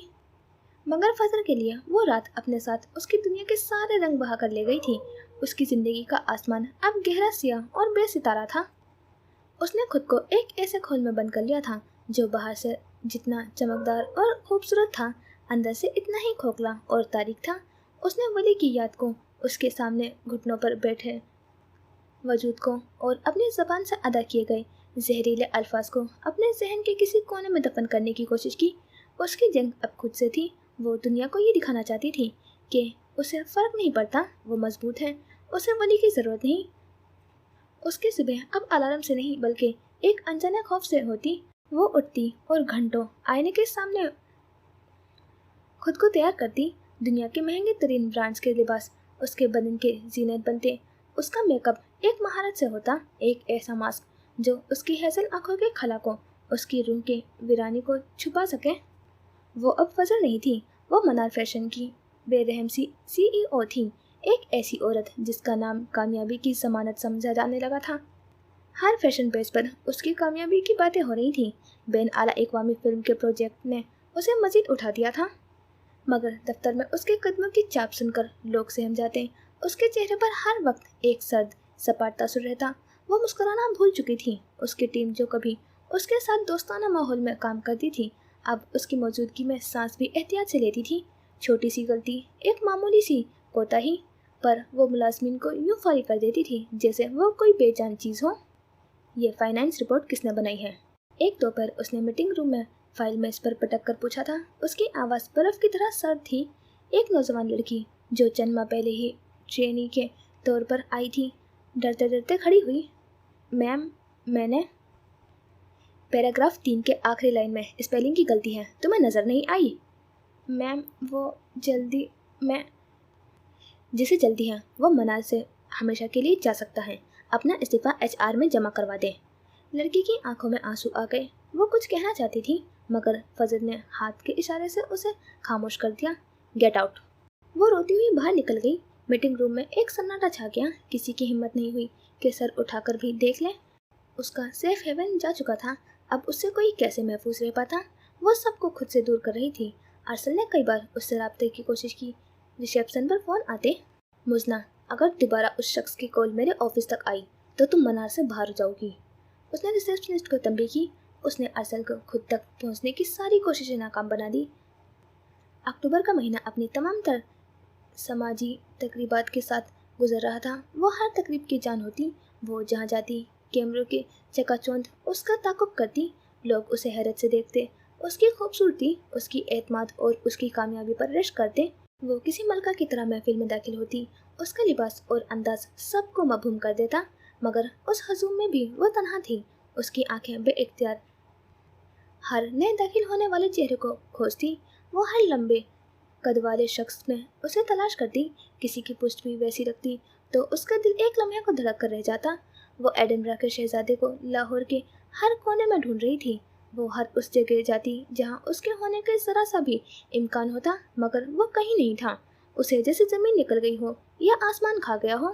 وہ ایسے غائب ہوا تھا جیسے کبھی تھا ہی نہیں. اس نے کہا تھا میں گیا تو واپس نہیں آؤں گا، اور وہ واقعی واپس نہیں آیا تھا. اس کی کامیابیوں کا گراف بلند سے بلند تر ہوتا جا رہا تھا. ایک مشہور بین الاقوامی بزنس میگزین نے اسے سرور پر جگہ دی تھی. ایشیا کی ابھرتی ہوئی فیشن ڈیزائنر کے خطاب کے ساتھ مبارکباد کے پیغامات اور پھولوں کے گلدستوں سے اس کا دفتر بھر گیا. مگر اس کامیابی میں وہ خوشی نہیں تھی، وہ سکون نہیں تھا جو وہ چاہتی تھی. اس سب کا کیا مطلب تھا اگر وہ شخص اس کی خوشی میں شریک نہیں تھا جس کے لیے وہ یہ سب کچھ جیتنا چاہتی تھی. اس کی آنکھوں سے آنسو جیسے خشک ہو چکے تھے. وہ راتوں کو جاگتی، چھت کو گھورتی رہتی. وہ بھاگ کر کہاں آ گئی تھی؟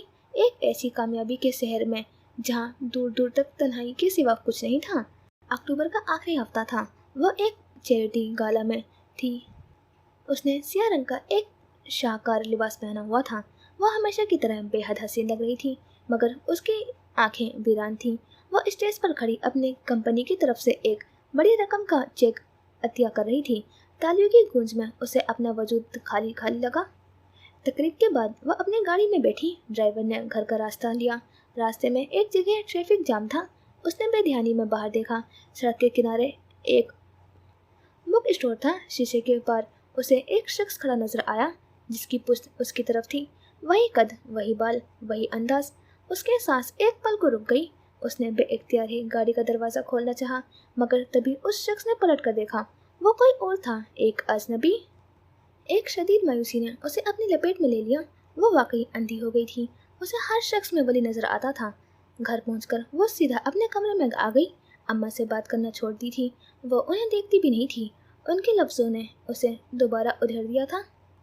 کمرے میں پہنچ کر وہ قیمتی لباس اتارا اور آئینے کے سامنے کھڑی ہو گئی. میک اپ کے پیچھے چھپا چہرہ اب آیا تھا. آنکھیں سوجی ہوئی، ہونٹ خشک اور رنگ زرد.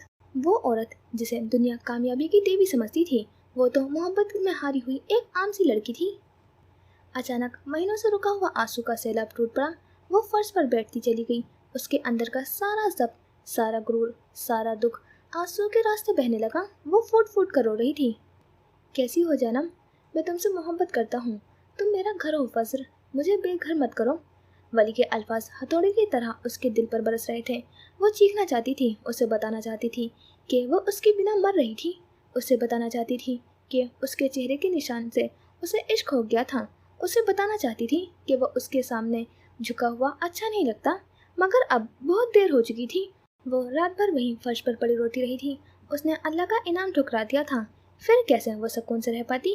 اکتوبر کا مہینہ ختم ہو چکا تھا اور اپنے پیچھے ایک ایسی فضل کو چھوڑ گیا تھا جو کامیابی کی چوٹی پر کھڑی تھی، مگر روح کی گہرائیوں میں بالکل تنہا اور ٹوٹی ہوئی تھی. وہ ایسی عنکبوت تھی جس کا جال مکمل ہو چکا تھا اور وہ اس میں خود ہی قید ہو کر رہ گئی تھی. لاہور کی چادر میں دھند کی چادر پھیرنے لگی تھی، مگر فجر کے اندر کی دھند اور گہری ہوتی جا رہی تھی. اس نے خود کو سب سے کاٹ لیا تھا. فون کی گھنٹی بجتی رہتی مگر وہ اسے اٹھاتی نہیں. میسیجز کے نوٹیفیکیشن آتے مگر وہ انہیں دیکھ کر بھی نظر انداز کر دیتی. فلک بےتاب تھی کہ اس سے رابطہ کریں. وہ جانتی تھی کہ فجر اندر سے کس کرب سے گزر رہی تھی. وجاہت عالمگیر کی خراب طبیعت کی وجہ سے وہ واپس نہیں آ پائی تھی، مگر لاہور میں ہونے والے واقعات کی خبر اسے مل چکی تھی. اسے معلوم تھا فجر کس حال میں ہوگی. فلک نے اسے مسلسل پیغامات بھیجے. اس کی آواز میں التجا تھی، محبت تھی اور غصہ بھی. میری بات سنو فجر، ایک پیغام میں لکھا تھا، مجھ سے بات کرو. ایک اور پیغام اس کے فون کی اسکرین پر چمکا، باہر میں جائے رئیس، باہر میں جائے منار. اس کا غصہ اس کے الفاظ سے آیا تھا. یہ خاندان، یہ دشمنی، مجھے فرق نہیں پڑتا، ہم ساتھ رہیں گے. اس نے اسے یقین دلانا چاہا جیسے وہ اب بھی اس کے فیصلے کو بدل سکتی تھی. میں تمہیں نہیں چھوڑ سکتی. یہ پیغام اس کی بے بسی اور محبت کا اظہار تھا. خود کے اور ہمارے ساتھ ظلم مت کرو.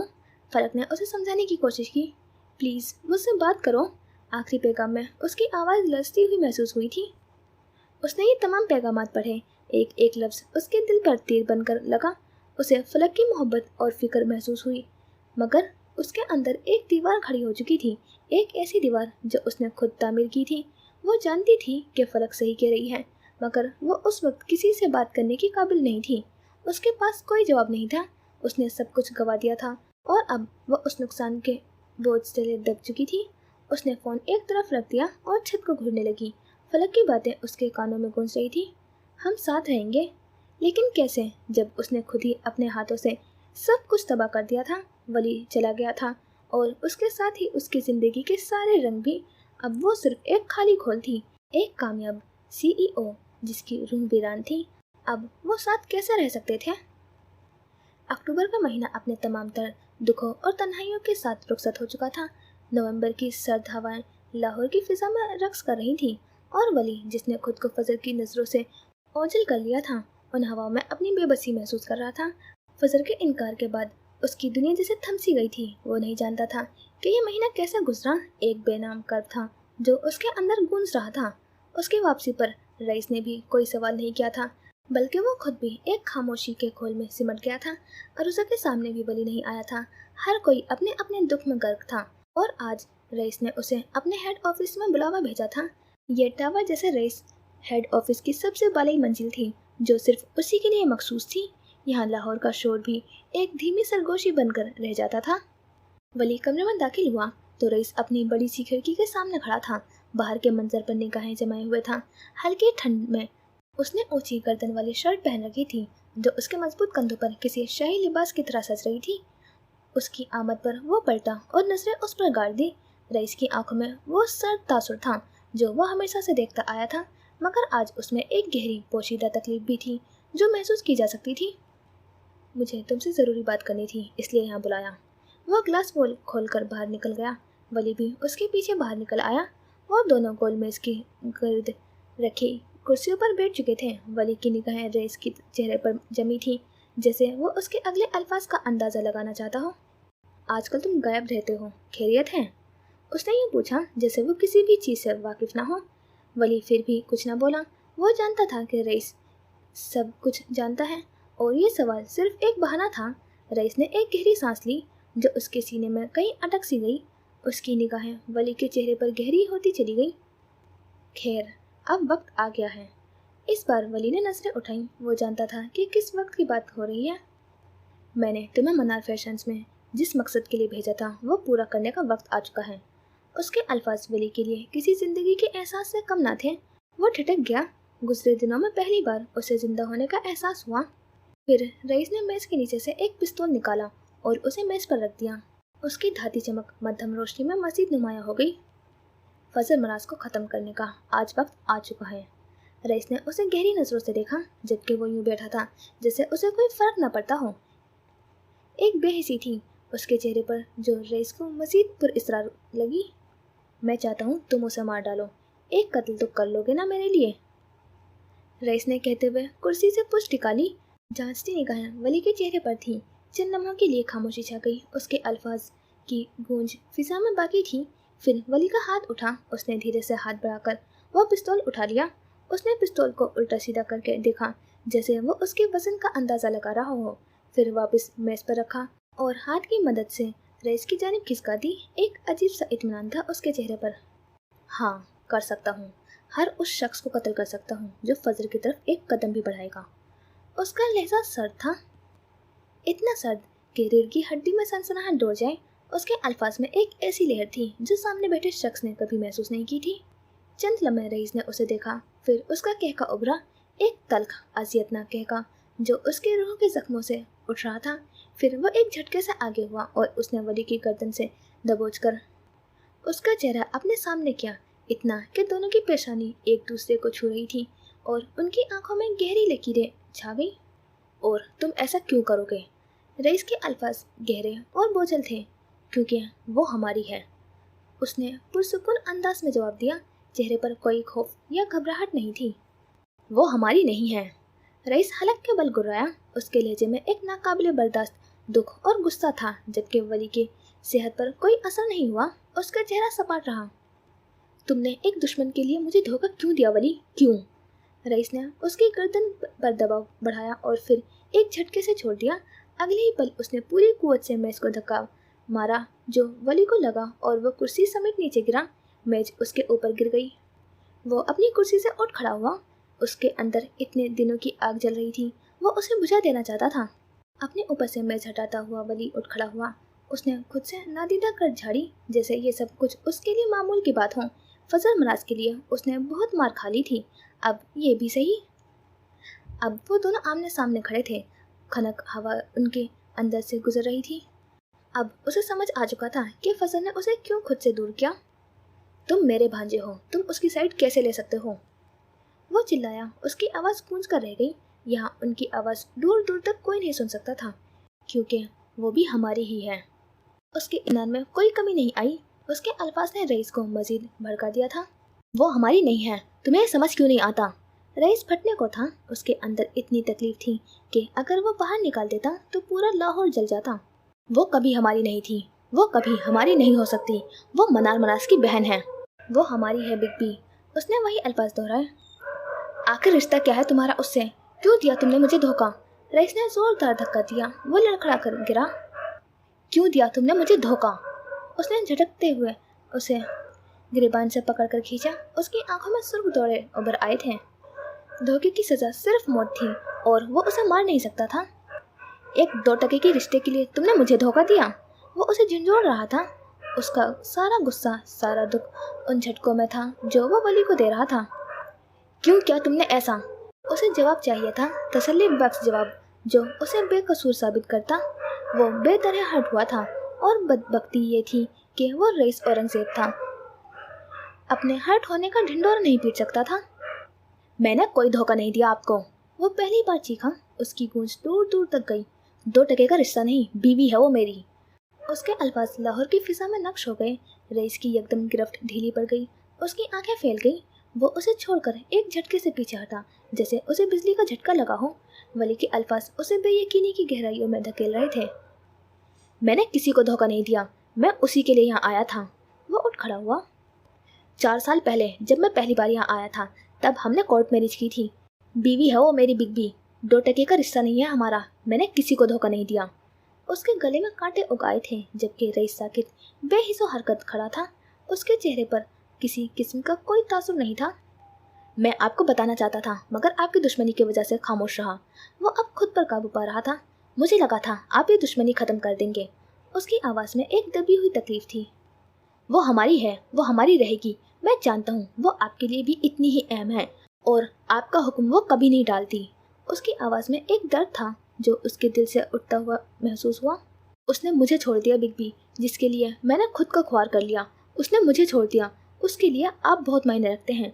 उसने मुझे छोड़ दिया। वो अपने चेहरे पर हाथ फेर रहा था। आंखों में नमी की एक तह उभर आई थी, जबकि रईस तो साकित खड़ा था। उसका दिमाग वली के अल्फाज को कबूल करने से इनकारी था। फिर वो पलटा और रईस को देखा। उसकी आंखों में एक इल्तिजा थी। मैं यहाँ अपनी माँ के लिए नफरत ख़त्म करने आया था, मगर मैं नहीं जानता था आपकी वजह से ऐसी कोई दुश्मनी है। मैंने आपको कभी धोखा नहीं दिया। हम तब से शादीशुदा हैं जब से हमें शादी की अहमियत भी नहीं पता थी। रईस तो यूँ खड़ा था जैसे सांस ना लेता हो। उसकी दुनिया एक पल में जैसे उलट गई थी। फिर वो आगे बढ़ा और उसने आगे बढ़कर रईस को गले लगा लिया। उसका जिस्म काँप रहा था, मगर उसकी आवाज़ में इल्तिजा और मोहब्बत थी। मैं आपसे बहुत प्यार करता हूँ Big B. I am so sorry अगर मैंने आपका दिल दुखाया, पर वो हमारी है और हमारी रहेगी। उसे अपना ले प्लीज़। उसका लहजा मोहब्बत से भरपूर था। वो बहुत अकेली है, बहुत ज़्यादा। जब तक आप उसे अपनाएंगे नहीं, वो मुझे नहीं अपनाएगी। मैं उससे मोहब्बत करता हूँ बिग बी। मैं उसके बिना जीने का तसव्वुर भी नहीं कर सकता। प्लीज़ उसे अपना लें। वो इल्तिजाएं कर रहा था। चंद लम्हे यूं ही गुजर गए। फिर रईस ने एक झटके से खुद को छुड़ाया और लंबे लंबे डग भरता हुआ वहाँ से निकलता चला गया। उसने वली को पीछे अकेला छोड़ दिया। उसकी निगाहों में वो असियत थी जो किसी ने पहले कभी नहीं देखी थी।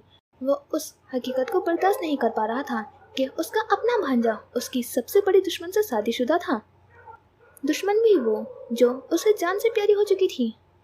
वो शख्स जो खुद को ताकत और तहम्मुल का पहाड़ समझता था, उस वक्त अपने ही बनाए शीश महल में तन्हा खड़ा था। वली के इंकशाफ ने उसके वजूद में एक सिलसिला बर्पा कर दिया था। जिस लड़की को वो अपनी दुश्मनी का निशाना बनाना चाहता था, जिससे वो अनजाने में मोहब्बत कर बैठा था, वो उसके भांजे की बीवी निकली। ये एक ऐसा सच था जो उसे अंदर ही अंदर खोखला कर रहा था। उसे असियत से बचने के लिए उसने अपनी आंखें सख्ती से बंद कर ली, जैसे वो उस हकीकत से भागना चाहता हो जिसने उसे निगल लिया था। उसके कानों में वली की जुमले गूंजने लगे। बीवी है वो मेरी बिग बी, 2 टके का रिश्ता नहीं है। वह लड़खड़ाता हुआ खिड़की की जाने बढ़ा। लाहौर की बुलंद इमारतें उसकी नजरों में धुंधला रख गई। वो हमेशा से एक फातेह रहा था, एक ऐसा शख्स जिसने हर जंग जीती थी, लेकिन आज उसने खुद को एक ऐसी जंग में हारा हुआ पाया था जहाँ दुश्मन कोई और नहीं, उसका अपना दिल था। उसने अपना हाथ सीने पर रखा, वहाँ एक गहरा जख्म था, नासूर बन चुका था। मैं तमाम भेड़ियों से बच गया, मेरा दिल मुझे खा गया। वो अपने दोनों हाथों से खिड़की का ठंडा शीशा थामे हुए था। सांसें तेज हो रही थी। वो पहाड़ों जैसा मर्द जो कभी अपनी तकलीफ का ढिंडोरा नहीं पीट सकता था, आज अंदर ही अंदर रेजा रेजा हो रहा था। बंद आंखें के पर्दों पर हेजल आंखें उभरी, उनके आंसू, उनकी इल्तिजा। उसने तड़प कर आंखें खोल दी और बाहर के मंजर पर निगाहें जमा दी। उसकी आंखों में अब वो ताकत नहीं थी, बल्कि एक गहरा दुख और बेबसी झलक रही थी। वो पलटा और कमरे में इधर उधर देखने लगा। हर चीज उसे बेमायने लगने लगी थी। ये सल्तनत, ये दौलत, ये सब कुछ बेकार था अगर उसकी रूह में सुकून न था। वो कुर्सी पर गिरा, अपना सर पीछे टिका दिया। उसकी आंखों से आंसू नहीं बह रहे थे, मगर उसके अंदर का समंदर शिद्दत से टकरा रहा था। वो लम्हा उसके लिए तकलीफ दे था जब उसके भांजे ने उससे फजल को अपनाने की इल्तिजा की थी, एक औरत के लिए जिसे वो खुद चाहता था मगर वो उसकी नहीं हो सकती थी। वो उठा और मेज पर रखे पिस्तौल को देखा, वही पिस्तौल जो उसने वली को दिया था। वो उसको चलाते हुए एक पल भी नहीं सोचता था। उसकी उंगलियां पिस्तौल पर फिसली और उसे उठा लिया। ये सिर्फ एक हथियार नहीं था, ये उसकी तमाम नाकामियों और अधूरी ख्वाहिशों का निशान था। काश वो उसे सालों पहले चला चुका होता, काश। उसने पिस्तौल वापस पटक दिया। वो जानता था वो फजर को कभी नहीं मार सकता था। वो उसकी जिंदगी का सबसे बड़ा तजाल बन गई थी। वो लड़की जो उसकी सबसे बड़ी दुश्मन थी, वही उसकी सबसे बड़ी कमजोरी बन चुकी थी और उसकी कमजोरी ने उसे अंदर से खा लिया था। वो अपनी कुर्सी पर फिर से गिर गया, अपना चेहरा अपने हाथों में छुपा लिया। एक गहरी दर्दनाक आह उसके होठों से आजाद हुई। सांस लेने में दुश्वारी हो रही थी। वो चिल्लाना चाहता था मगर चीखें अंदर ही घुट गई। वो तमाम भेड़ियों से बचकर आया था, मगर आज उसके अपने दिल ने उसे निगल लिया था। ये एक ऐसी शिकस्त थी जिसका उसे कभी अंदाजा नहीं था, जिसका उसने कभी ख्वाब में भी नहीं सोचा था। लफ्ज़ों का मुकदमा। नवंबर की एक सर्द मगर रोशन दोपहर थी और जामशोर में वाक़ई आलमगीर हवेली के वसी सहन में एक गैर मामूली खामोशी तारी थी। हवा में खनकी थी मगर फिजा में एक तनाव भी था जो उस खामोशी को मजीद गहरा कर रहा था। हवेली के बीचों बीच सफ़ेद मोतिये के बेलों के नीचे एक बड़ी मेज के गिर्द चंद कुर्सियाँ रखी थी। एक तरफ फलक बैठी थी, वो मुसन्निफ़ा जिसके किरदारों ने अदबी दुनिया में एक तूफान बर्पा कर दिया था। उसके चेहरे पर सुकून था मगर आंखों में एक गहरी सोच थी, जैसे वो अपने लफ्ज़ों का दिफा करने के लिए पूरी तरह तैयार हो। सादा सूट में गर्म शॉल कंधों पर डाले वो बहुत पुरवकार लग रही थी। मोतिये के बेलों ने हल्की सी सरगोशी की। इस पुरवकार लड़की से ज़्यादा रईस औरंगजेब के साथ और कौन अच्छी लग सकती है। उसके सामने एक मशहूर अदबी जदीदी की टीम बैठी थी, जिनकी सरबराही एक संजीदा और तजुर्बेकार नकद मंसूर साहब कर रहे थे। उनके हाथ में फलक की पिछली किताब थी और उनके चेहरे के तासुरात बता रहे थे कि वो महज तारीफ करने नहीं आए थे। ये एक तहरीरी इंटरव्यू था मगर सवालात की तलखी फिजा में महसूस की जा सकती थी। रस्मी इंटरव्यू के बाद मंसूर साहब ने अपना चश्मा साफ किया और अहम सवाल फलक की तरफ बढ़ाया। मोहतरमा फलक, आपकी नोवेल पुरफरेब और प्रोजेक्ट रानिया के किरदारों को जहाँ बेपनाह सराहा गया है, वहीं इस पर सरके के संगीन इल्जामात भी आयद किए गए हैं। नाकदीन का कहना है कि आपकी कहानी के कुछ हिस्से और किरदार दीगर मशहूर नॉवलों से मुमासलत रखते हैं। क्या आपकी कहानी वाकई असल है या ये भी किसी और कहानी की कॉपी है? इस सवाल पर फलक लम्हा भर को खामोश हुई, जैसे किसी ने उसकी रूह से सवाल किया हो, महज जबान से नहीं। फिर उसने मध्यम मगर वाज़ेह लहजे में कहा, देखें, कहानी कोई चीज़ नहीं जो सिर्फ एक इंसान की मिल्कियत हो। ये एक एहसास है, एक जज्बा जो सदियां बदल कर नए जिस्मों में आता है। मोहब्बत, तन्हाई, इंतकाम, ख्वाब, ये सब हर इंसान ने कभी ना कभी महसूस किया है। क्या एक जैसे जज्बे लिखने वाले तमाम मुसन्निफ चोर हैं? हरगिज़ नहीं। कुछ कहानियाँ धूप के वक्त दीवारों पर पड़ने वाले सायों की तरह होती हैं। सबको लगता है कि उन्हें पहले भी कहीं देखा है, लेकिन उन सायों का अपना एक वक्त, एक जाविया और एक सच्चाई होती है। मेरी कहानी भी एक ऐसा ही साया है जो मेरी जिंदगी की दीवार पर पड़ा है। क्या एक औरत जो सदियों से जुल्म सहती आई हो, अगर उसके दर्द पर 10 मुसन्निफ लिखे तो 9 क्या चोर हो जाएंगे? नहीं, वो सब सच लिख रहे हैं अपने अपने जाविये से। फिक्शन का काम है जिंदगी को आईने में दिखाना। अगर 2 आईने एक जैसी तस्वीरें दिखाएं तो क्या हम आईने को मुर्दे इल्जाम ठहरा सकते हैं? नकाद हंसते हुए बोला, ये तो फिर ऐसा हुआ जैसे 2 मुसव्विर एक ही मंजर पेंट करें और दावा करें कि दोनों का फन असल है। फलक ने सीधे होकर नरम मगर मजबूत लहजे में जवाब दिया, जी बिल्कुल ऐसा ही है और दोनों का फन असल होता है। फर्क सिर्फ ये है कि एक ने वो मंजर देखा और एक ने वो मंजर महसूस किया। अदब में मुशाहबत गुनाह नहीं, नियत का फरेब होता है असल जुर्म। आप अंदाज चुरा सकते हैं मगर दर्द नहीं। आप अल्फाज का ढांचा ले सकते हैं मगर उनमें सांस नहीं डाल सकते। मैंने अपने लफ्ज़ों को अपने खून से सींचा है, किसी और की रोशनाई से नहीं। मेरी हर सतर मेरे अंदर से निकली है, मेरी खामोशियों, मेरी चीखों, मेरे लम्स और मेरी दुआओं से। अगर वो किसी और से मिलती है तो शायद हम दोनों ने एक जैसे जख्म सहे हों या एक जैसे ख्वाब देखे हों। आपकी बात में वजन है, मगर क्या आप ये नहीं मानती कि आज का कारी बहुत होशियार है? वो फौरन पहचान लेता है कि कौन सा प्लॉट कहाँ से लिया गया है, कौन सा किरदार किससे मुतासिर है। आपके एक नए नॉवल जहर खुर्दा परी के एक किरदार की जहनी कशमकश और कुछ जुमले बिल्कुल एक पुरानी फ्रांसीसी कहानी से मिलते हैं। क्या ये महज इत्तेफाक है? फलक ने पुरसुकून नजरों से नक्काद को देखा और जवाब दिया, कारी यकीनन होशियार है, मगर क्या वो हर बार पूरा सियाको सवाब भी जानता है? अगर मैंने वो फ्रांसीसी नॉवल पढ़ा होता तो मैं खुले दिल से तस्लीम कर लेती कि मैं उससे मुतासिर हूँ, लेकिन मैंने जो लिखा वो उन रातों का निचोड़ है जब मेरी अपनी सांसें भी मेरे खिलाफ हो गई थी। क्या एक जैसी अजियत 2 औरतों को 2 अलग दिहाइयों में नहीं हो सकती? क्या दर्द का हवाला देना भी सर का कहलाएगा?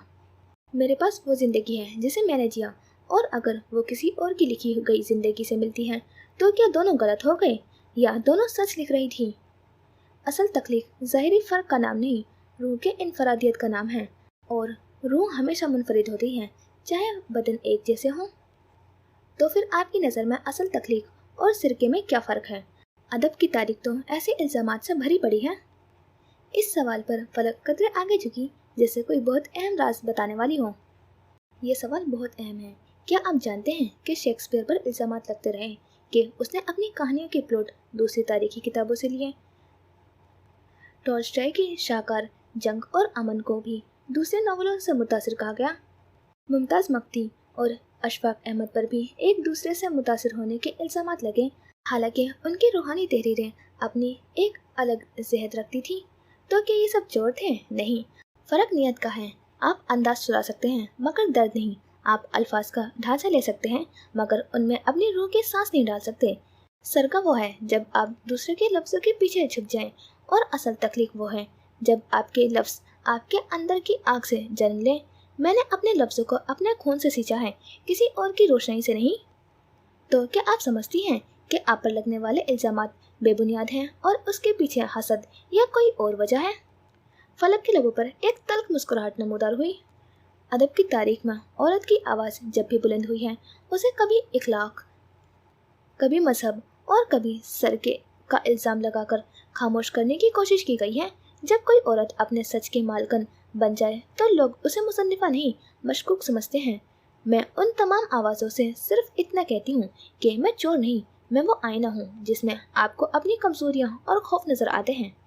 निहायत पुरएतमाद अंदाज नकाद ठटक गया। आखिर में आप उन पढ़ने वालों से क्या कहेंगी जो आपकी कहानी को शक की निगाहों से देखते हैं? उसने सीधे होकर नरम मगर मजबूत लहजे में अपना आखिरी जवाब दिया, मुझे फ़र्क नहीं पड़ता कोई मेरी कहानी को किस नज़र से देखता है। मुझे सिर्फ इस बात की खुशी है कि किसी ने मेरे लफ्ज़ों में खुद को पहचाना, और यही फ़न की सबसे बड़ी कामयाबी है। अदब मुकाबला नहीं, मुकालमा है, और इस मुकालमे में अगर एक आवाज़ किसी और की आवाज़ से मिलती जुलती है तो ये सरका नहीं, ये गूंज है जो जताती है कि कुछ सच्चाइयाँ हर दिल में सुनाई देती हैं।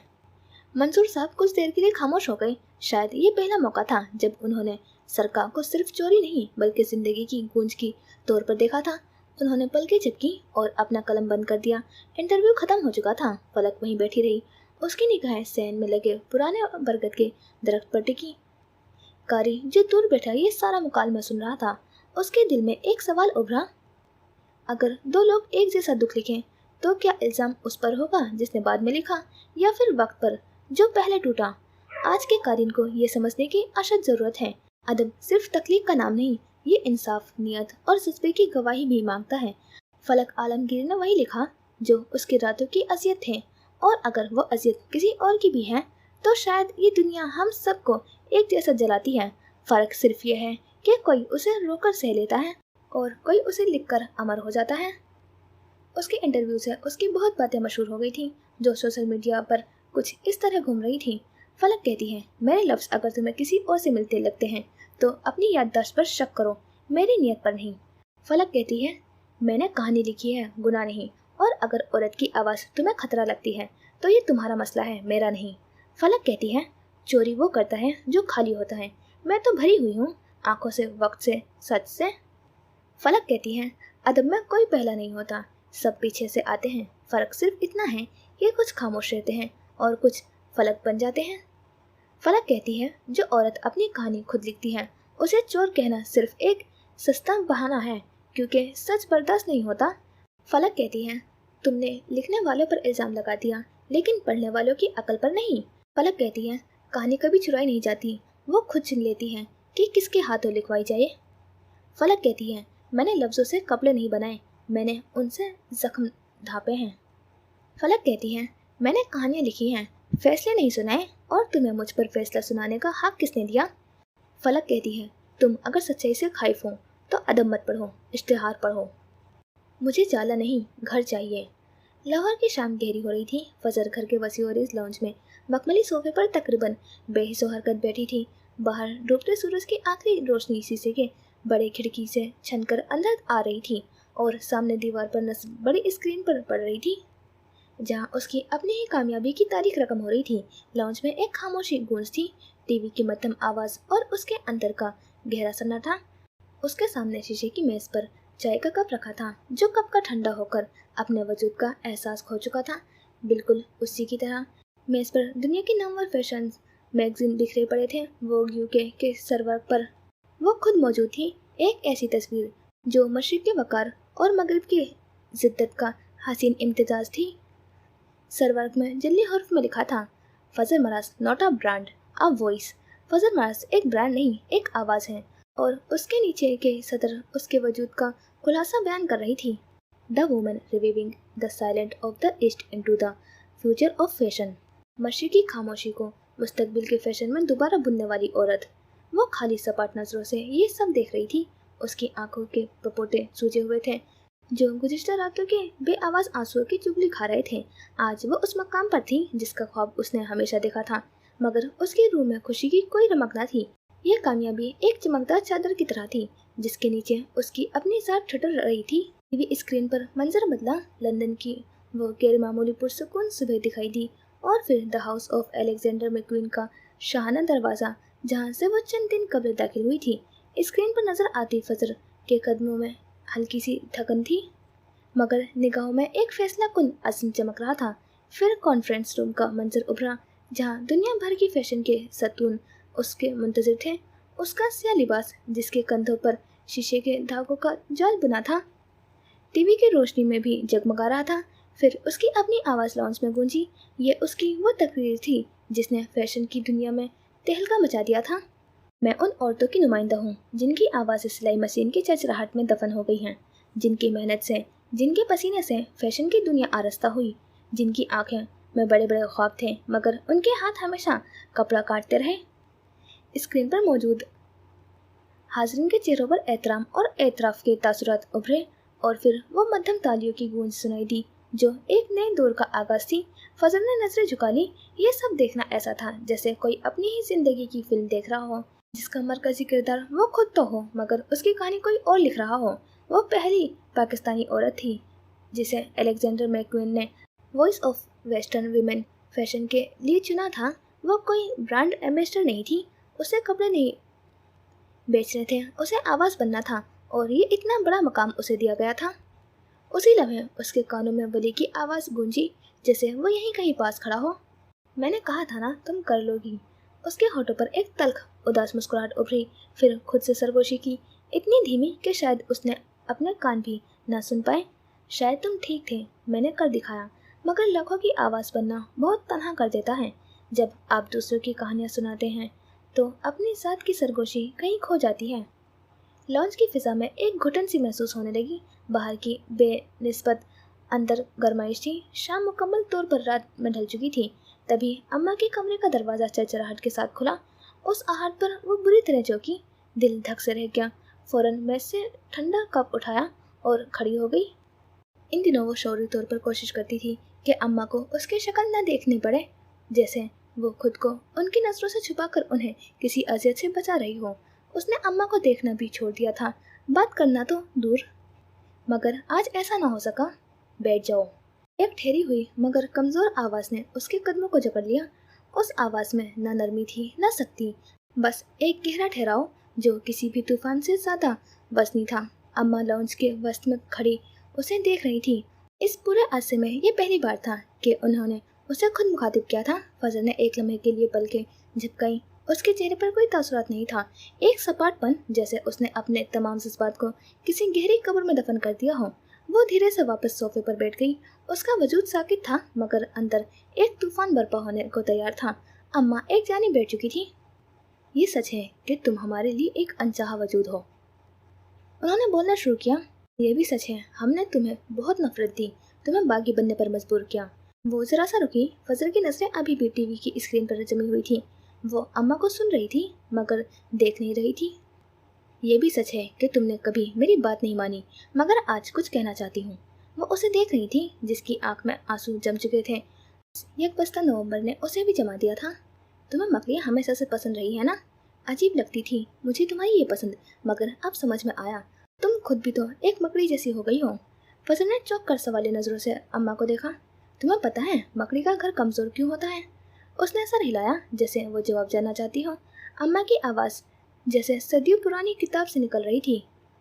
मकड़ी के जाले में हुनर होता है, बारीकी होती है, मगर मजबूती नहीं होती। और वो कमजोरी सिर्फ इसलिए होती है कि उसमें शराकत नहीं। मकड़ी जब जाला बुनती है, अपना घर बना लेती है, तो फौरन बाद अपने पार्टनर को बाहर फेंक देती है, मार देती है। वो उसे ख़त्म कर देती है, जैसे वो महज एक ज़रूरत था, न कि हिस्सादार। उन्होंने मकड़ी के घर का किस्सा सुनाया। औरत जब अपने घर से ही अपने रफीक को निकाल बाहर करे, जब उस घर में एतमाद न रहे, शराकत ना हो, तो फिर वो घर एक जाला बन जाता है, नरम, खूबसूरत, मगर कमज़ोर, जो ज़रा सी हवा से बिखर जाता है। फजल के दिल में कुछ चुभा, कुछ अजीब सा एहसास जागा। मर्द औरत का ताज होता है, और जब औरत अपनी बड़ाई में उस ताज को उतार फेंकती है, तो वो मलका नहीं रहती, वो एक आम औरत बन जाती है। आम औरतें राज नहीं करती, राज तो मलका करती हैं।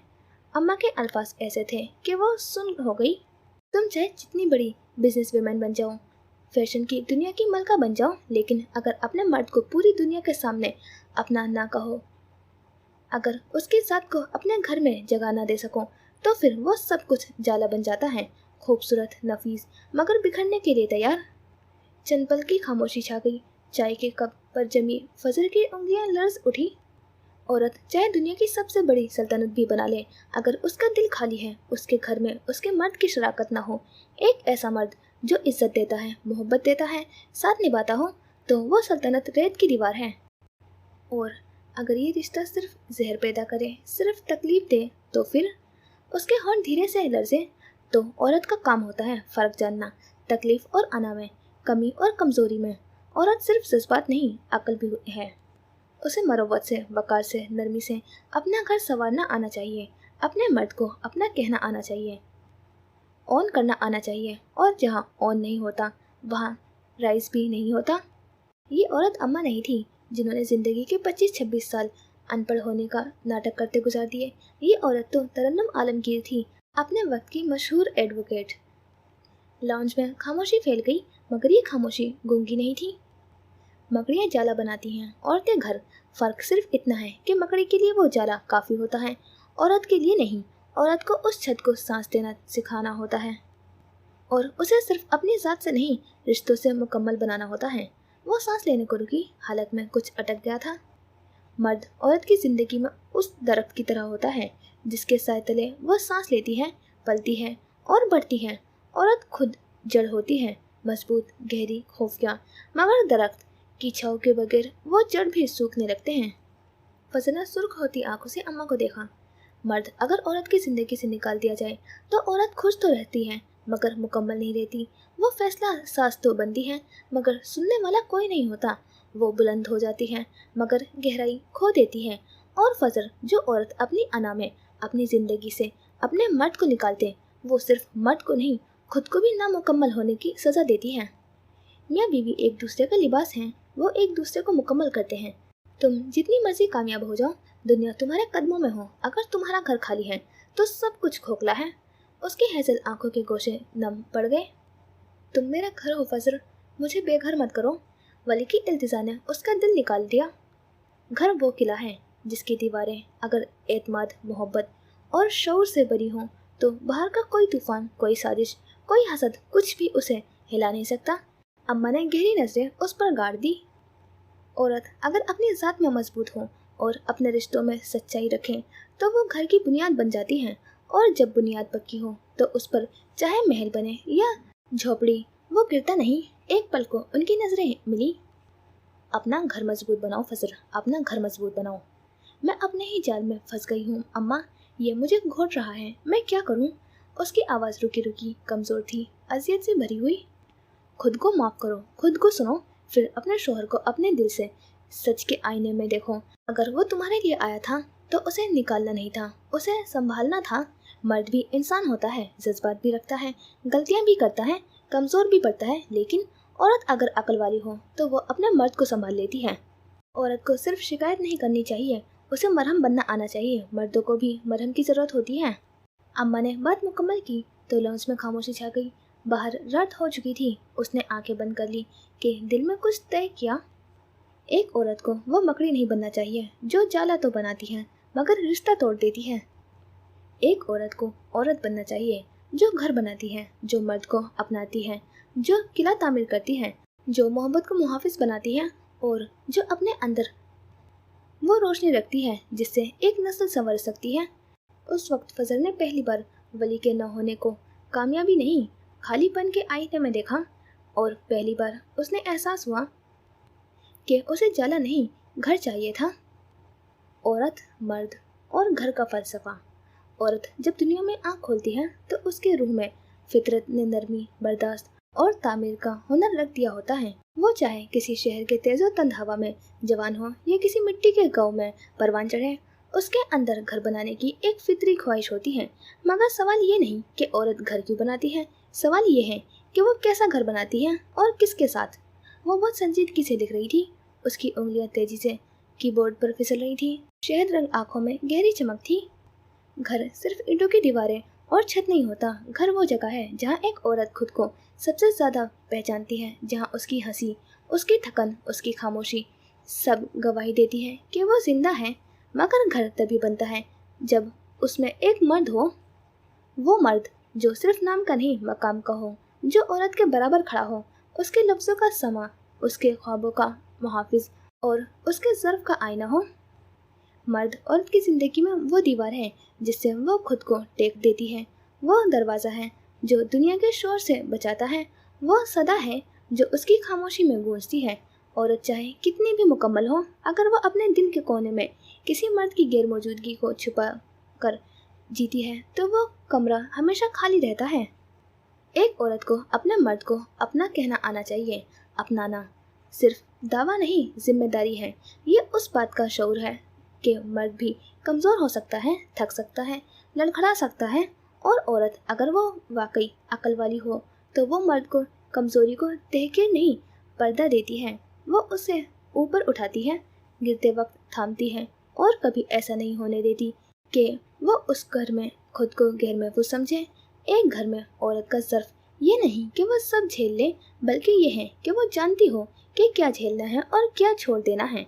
वो खुद को फना नहीं करती, बल्कि ऐसा घर बनाती है जो दोनों के वजूद को मुकम्मल करे। औरत को घर बनाते वक्त चंद बातें हमेशा याद रखनी चाहिए। रिश्ते अना से नहीं, फहम से बनते हैं। मोहब्बत इज्जत के बगैर खामोश हो जाती है। बर्दाश्त कमज़ोरी नहीं, बल्कि औरत की वो हिकमत है जो एक नस्ल को संवार सकती हैं। घर का सुकून औरत और मर्द की ज़बान, लहजे और निगाह से जुड़ा होता है। मर्द को इज्जत देनी चाहिए लेकिन अंधा तकद्दुस नहीं, मोहब्बत देनी चाहिए लेकिन खुद ही बेच कर नहीं। औरत अगर अपने घर को ऐसा किला बना ले जहाँ मर्द को पनाह मिले, बच्चों को अमन और खुद को पहचान, तो फिर दुनिया का कोई तूफान, कोई जख्म, कोई साजिश उसकी बुनियाद को हिला नहीं सकती। औरत सिर्फ रहने की जगह नहीं बनाती, वो जीने की जगह बनाती है। और जब एक औरत ऐसा घर बनाती है तो वो सिर्फ छत नहीं उठाती, वो एक नस्ल को इज्जत, वकार और मोहब्बत की रोशनी देती है। वो जिस इन्हमाक से लिख रही थी, मजीद लिखती रहती अगर बर वक्त फ़ोन की घंटी उसे चौंकने पर मजबूर न करती। तसलसल टूट गया और फिर उसने फ़ोन उठा लिया। अम्मा के जाने के बाद लाउंज की खामोशी मजीद गहरी और वजनी हो गई। ये अब खालीपन की खामोशी नहीं थी, बल्कि अनकहे अल्फाज, तल्ख सच्चाइयों और एक ऐसी हकीकत से गूंज रही थी जिससे फजर हमेशा भागती रही थी। अम्मा के अल्फाज मकड़ी के जाले की तरह उसके जहन में बुनते जा रहे थे और हर धागा उसे अपनी ही तन्हाई में जकड़ रहा था। वो सोफे पर बुद्ध बनी बैठी थी, निगाहें सामने बुझे हुए टीवी की सियाह स्क्रीन पर थी, जहां अब सिर्फ उसका अपना अक्स नजर आ रहा था, एक थका हुआ, टूटा हुआ अक्स। उसी लम्हे मेज पर रखे उसके फ़ोन की स्क्रीन पर रोशन हुई और उसकी वाइब्रेशन ने भारी खामोशी को चीर दिया। वो जैसे किसी गहरे समंदर से सतह पर आई थी और एक झटके से उसने फ़ोन की तरफ देखा। स्क्रीन पर फलक का नाम जगमगा रहा था। नोटिफिकेशन बार पर 2 मैसेज थे। उसका दिल धक सा रह गया।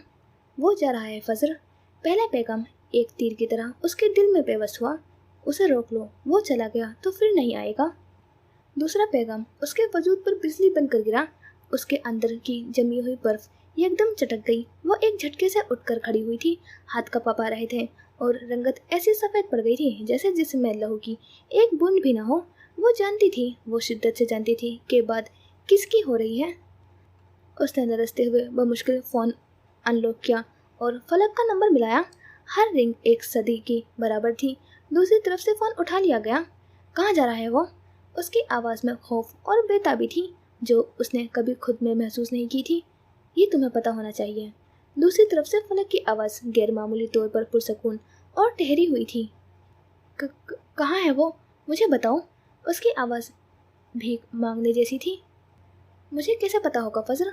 फलक ने नरमी मगर काटदार लहजे में कहा। वो तुम्हारा शौहर है, तुम्हारा घर है, तुम्हें पता होना चाहिए कि वो तुम्हें कहाँ मिलेगा। ये कहकर उसने फ़ोन बंद कर दिया। कॉल कटने की बीप फजर के कानों में साय साय करने लगी। उसके पैरों तले से ज़मीन निकल गई। तुम्हारा शौहर, तुम्हारा घर, ये अल्फाज हथौड़े की तरह उसके सर पर बरस रहे थे। वो जा नहीं सकता था, वो उसे इस तरह खाली करके नहीं जा सकता था। एक लम्हे की मुकम्मल बेहिसी के बाद उसके अंदर से एक गर्जदार आवाज़ उभरी, ऐसी आवाज़ जो महीनों से उस घर ने नहीं सुनी थी। बानो! अम्मा के कमरे से मुतसिल दरवाज़ा एक चरचराहट के साथ खुला और बानो सहमी हुई सरपट भागती हुई आई। जी फजीबा जी। वो फजर की हालत और आवाज़ की शिद्दत से घबरा गई। गाड़ी की चाबी लाओ जल्दी। उसके हुक्म में एक वहशत थी। बानो जी कहते हुए किसी मिशन पर निकली, सिपाही की तरह सीढ़ियों की जानिब भागी। उस दौरान फजर ने सोफे पर पड़ी अपनी गहरे रंग की चादर उठाकर बेपरवाही से कंधे पर लपेट ली। पैरों में घर की नरम चप्पलें ही थी। मुसलसल वली का नंबर मिला रही थी जो बन जा रहा था। हर बार मशीन की आवाज़ उसके दिल पर एक नया घाव लगाती। उसका पूरा जिस्म बेजान हो रहा था मगर उसके अंदर कोई चीज़ उसे भागने पर मजबूर कर रही थी। बानो भागती हुई आई, उसका सांस फूला हुआ था। फजर ने उसके हाथ से चाबियां झपटी और तेज तेज कदमों से भागती हुई लॉन्च से बाहर निकल गई। चंद लम्हों बाद रात की खामोशी को चीरती हुई गाड़ी के स्टार्ट होने की आवाज़ उभरी और फिर पहियों की चीख के साथ वो गेट से निकल गई। पीछे सिर्फ सन्नाटा रह गया। अल्लाह जी सब ठीक कर दे। बानो ने वहीं खड़े खड़े हाथ उठाकर दुआ मांगी। फजर की गाड़ी लाहौर की सर्द सड़कों पर बेताबी से भाग रही थी। उसकी आंखों के सामने मंजर धुंधला रहे थे। उसका रुख गर्देजी टेक्सटाइल की तरफ था मगर उसकी फैक्ट्री की तरफ नहीं, बल्कि उस बस स्टॉप की तरफ जहां वो उससे पहले बार मिली थी। वो जगह उनके रिश्ते का नुक्ता आगाज थी। 15 मिनट जो उसे 15 सदियों जैसे लगे थे के बावजूद वहां पहुंच चुकी थी। बस स्टॉप उस वक्त बिल्कुल सुनसान था और नवंबर की ठंडी हवा वीरानी को मजीद बढ़ा रही थी। गाड़ी की हेडलाइट्स की तेज रोशनी में वो नजर आया बेंच पर बैठा एक तन्हा वजूद। उसने अपनी कैप सर पर ओढ़ी हुई थी। उससे कुछ फासले पर उसका छोटा सा हैंड बैग रखा हुआ था, जैसे किसी आखिरी सफर का खामोश ऐलान हो। फजल ने कुछ फासले पर एक जानिब अपनी गाड़ी रोकी और इंजन बंद कर दिया। धड़कते दिल के साथ वो गाड़ी से बाहर निकली। ठंडी हवा का एक झोंका सीधा उसके हड्डियों में घुस गया। उसने अपनी चादर को मजबूती से अपने गिर्द लपेटा और उसकी जानिब बढ़ी। उसके कदम आहिस्ता थे, मगर उसमें एक अज़्म था। वो उसके करीब पहुंची और फिर कुछ फासले पर उसी बेंच के दूसरे कोने पर बैठ गई। वली ने सर नहीं उठाया। कई लम्हे यूं ही गुजर गए। दोनों में से कोई कुछ न बोला, बस ठंडी हवा की सरसराहट और दूर से आती ट्रैफिक की मध्यम आवाज़ थी। फजल को ठंड का एहसास शिद्दत से होने लगा था। वो एकदम खड़ी हुई, फिर उसने अपने कंधों से शॉल उतारी, उसके करीब हुई और शॉल का एक ही कोना उसके कंधों पर डालकर दूसरा कोना अपने गिर्द लपेट लिया और उसके बिल्कुल साथ बैठ गई। अब वो दोनों एक ही शॉल में थे। मैं ठीक हूँ, तुम्हें मुझे ढांपने की ज़रूरत नहीं है। उसका लहजा मौसम की तरह सर्द था, मगर उसकी कुर्बत से उसके अंदर जमी बर्फ का एक टुकड़ा पिघल जरूर गया था। मैं तुम्हारा लिबास हूँ, तुम्हें ढांप सकती हूँ। फजल का लहजा भीगा हुआ था। उस एक जुमले ने वली की गिर्द जमी बर्फ में दरार डाल दी थी। कुछ देर बाद उसकी आवाज़ सुनाई दी। तुम कहाँ जा रहे हो? उसने तल्खी से जवाब दिया। एक बेघर इंसान कहाँ जा सकता है? वो शिकवा कुना था। वो उसे इतने दिनों बाद देख रही थी। धीमी रोशनी में केप के नीचे उसका चेहरा थका हुआ लग रहा था, पतली सी शर्ट और वही लापरवाह अंदाज। बेघर कैसे हो? मैं तो अभी जिंदा हूँ। उसकी आवाज़ में एक मान था। वली कुछ न बोला। खामोशी पहले से ज़्यादा तकलीफ दे थी। तुम्हें मेरी याद नहीं आई? इतने दिन एक बार भी नहीं। पलकों के गोशे नम होने लगे थे। वजूद में अजीब सी कपकपाहट थी। वो अब भी कुछ न बोला। तुमने कहा था तुम साथ रहोगे, तुम हमेशा साथ रहोगे। तुम मेरे लिए आए हो, फिर तुम मुझे कैसे कैसे छोड़कर जा सकते हो? वो भर्राई आवाज़ में बोली। हर लफ्ज़ टूट रहा था। तुम्हारे पास पूरा जहान है, पूरी दुनिया है। तुम तो चांद जैसी हो, तुम्हें मेरी क्या ज़रूरत? वो चांद किस काम का जिसका कोई आसमान ना हो? उसकी आवाज़ आंसू में भीगी हुई थी। इस बार वली ने रुक मोड़कर उसे देखा। सूखा हुआ चेहरा, सूजी हुई आंखें। वो जिस असियत से गुजरी थी उसकी हालत गवाह थी। मैं बेवकूफ़ थी, मैं बहुत बेवकूफ़ थी। मैं डर गई थी। मुझे लगा तुम मुझे छोड़ दोगे। अरसल की तरह तुम भी अपनों की बात मानकर चले जाओगे। वो गोद में रखे अपने हाथों को बेदर्दी से मसलती हुई रो रही थी। मैंने कहा था तुम मेरा घर हो, तुम्हें यकीन करना चाहिए था। उसकी आवाज़ में अब खफी थी। मैं बहुत डर गई थी, बहुत ज़्यादा। फजल मराज डरने वालों में से नहीं, डराने वालों में से हैं। उसने हकीकत से पर्दा उठाया। मैं फिर भी डर गई। वो मुंह भींच कर बोली। मैंने सोचा उससे पहले कि तुम मुझे छोड़ दो, मैं तुम्हें छोड़ देती हूँ। मैं इस अजियत से दोबारा नहीं गुजरना चाहती थी। तुम्हें ऐसा क्यों लगा? वली की आवाज़ में दुख था। मैं एक दुनिया जीत कर तुम्हें छोड़ने थोड़ी आया था। तो फिर क्यों जा रहे हो? इस सवाल पर वो फिर खामोश हो गया। मैंने तुम्हें हर जगह ढूंढा, तुमने खुद को गायब क्यों कर लिया था? तुम्हें पता है ना तुम मेरा सेफ हेवन हो। तुम्हें एहसास भी था कि मैं कैसे रहूंगी, कैसे वक्त गुजारूंगी। वो अब उल्टा उसी से शिकवा कर रही थी। मुलाजमीन को निकाल कर, और कैसे? वली के बरजस्ता जवाब पर उसने चौंक कर सर उठाया। उसकी आवाज़ में अब तंज के साथ एक सर्द हकीकत थी। जानता हूँ तुमने कितने मुलाजमीन को निकाला है। तुम बहुत बेरहम हो फजर। हाँ तो मुझे गुस्सा आता है, दिल करता है सब कुछ तहस नहस कर दूँ। तुम क्यों गए? मैं कहूँगी और तुम चले जाओगे। तुम झूठे हो। I hate you.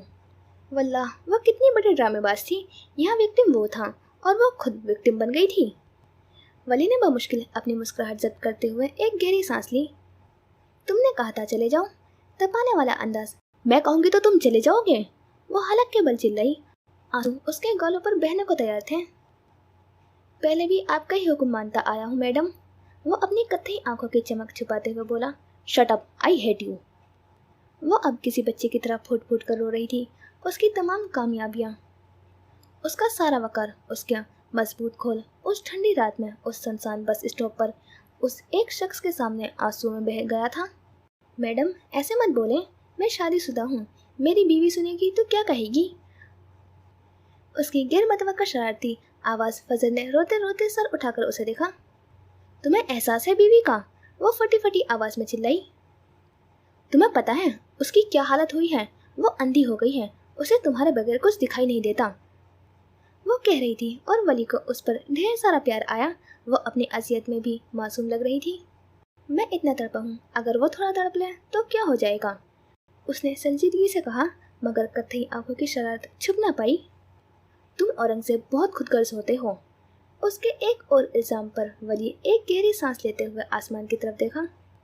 तुम लोगों पर भरोसा करना ही नहीं चाहिए, वो जुकाम ज़्यादा आवाज़ में बड़बड़ाई। इससे पहले कि वो मजीद कुछ कहती, वली ने उसके बर्फ की तरह ठंडे कपकपाते हाथों को अपने गर्म हाथों के मजबूत हल्के में ले लिया। ये लम्स एक वादे की तरह था। प्लीज़ चुप कर जाओ, मैं इन आंसुओं में डूबना नहीं चाहता, मैं कहीं नहीं जा रहा। फजल ने झटके से उसे देखा। उसकी हैजल आंखों में आंसू के पीछे हैरानी की एक लहर दौड़ गई। फिर उसने गर्दन टेढ़ी करके उसके पास रखे हैंड कैरी बैग को देखा। उसकी निगाहों में हजारों सवाल थे। वली ने उसकी नज़रों का ताक़ुब किया और धीमे से मुस्कुरा दिया। वो खाली है। ये सुनते ही फजल के अंदर जैसे किसी ने आग लगा दी। वो तब गई। उसका रोना एकदम रुक गया, आंसू खुश्क हो गए और उसकी सोई हुई अना पूरी शिद्दत से जाग उठी। तुम मेरे साथ ड्रामे कर रहे थे? उसे तो सदमा ही लग गया। तुमने भी तो किया था, स्टूडियो वाला सीन भूल गई? उसने सुकून से जवाब दिया। ओ खुदाया, वो जानता था। फजल का चेहरा जो आंसुओं और सर्दी से सफ़ेद पड़ रहा था, अब शर्मिंदगी और गुस्से से सुर्ख हो गया था। तो अब तुम मुझसे बदले लोगे? वो हार मानने वालों में से कब थी। उसकी आवाज़ में वही पुराना रोब लौट आया था। वली ने चंद लम्हे उसे देखा। उसके गाल पर बहते आंसुओं के सूखे हुए निशान, उसकी सुर्ख नाक और उसकी आंखों में जलती हुई खपकी। फिर उसी नरमी से हाथ बढ़ाया और अपनी पोरवों से उसके आंसू पूछे। उसका लम्स इतना नरम था कि फजल का सारा गुस्सा पिघल गया। मैं तुमसे बदला लेकर क्या करूँगा? उसकी आवाज़ मोहब्बत से भीगी हुई थी। मुझे तुमसे कोई बदला नहीं लेना। फिर तुम वापस क्यों नहीं आए? तुम जानते थे मैं इंतज़ार कर रही थी। आवाज़ में अब भी गिला था। मैं चाहता था इस बार तुम खुद आओ, सोच समझकर अपनी मर्जी से इस रिश्ते को अपनाओ। मैं तुम्हारा इंतज़ार कर रहा था। तुम मुझे नखरे दिखा रहे थे। बातों को उल्टा घुमाना कोई फजल मराज से सीखे। वो हंस दिया। उसके नखरे तो पूरा एडनब्रा देखता था। अगर वो देख लेती तो क्या चला जाता? नहीं, मैं तुम्हें नखरे क्यों दिखाऊंगा? उसने फजल के चेहरे पर आई बालों के एक लट को नरमी से उसके कान के पीछे उड़सते हुए कहा। उसकी आवाज़ और उसके लम्स में इतनी मोहब्बत थी कि फजल की सारी अजियतें, सारे शिकवे दम तोड़ गए। उस एक लम्हे में जो सुकून था वो उसे पाने के लिए दिनों से तड़प रही थी। फिर तुम वापस क्यों नहीं आए? वो अब भी वहीं अटकी थी, मगर अब आवाज़ में जिद नहीं, सिर्फ एक मासूमाना सवाल था। आई एम सॉरी, मुझे वापस आ जाना चाहिए था। दोबारा ऐसा नहीं होगा। उसने इतनी नरमी से कहते हुए उसका ये जवाब भी ख़त्म कर दिया था कि फजल के पास कहने को कुछ ना रहा। वो चंद लम्हे बस उसे देखती रही, उसकी कत्थई आंखों को, उसके चेहरे पर मध्यम हो चुके निशान को, उसके पूरे वजूद को, जिसके एक लम्स के लिए वो इतना तड़पती थी। और फिर उस एहसास के साथ कि वो कितनी महफूज है, वो दोबारा फूट फूट कर रो दी। उसने अपना सर उसके बाजू से टिका दिया, मगर ये आंसू मुख्तलिफ थे। पूरी दुनिया में सिर्फ ये शख्स था जो उससे मोहब्बत करता था और वो उसे ही गंवाने जा रही थी। उसने अपने हाथ उसके बाजू के गिर्द लपेट लिए और खौफजदा होकर मजीद शिद्दत से रो दी। उसे खोने के डर से अगर वो वाकई चला जाता तो उसने कितनी बड़ी नाकाबिले तलाफी गलती कर दी थी। प्लीज़ रोना बंद करो, प्लीज़ फजल। उसे इस तरह टूट कर रोते हुए देखकर वली के हाथ पांव फूल गए थे। उसने फजल के चेहरे को अपने दोनों हाथों में थामा और उसे चुप करवाने लगा।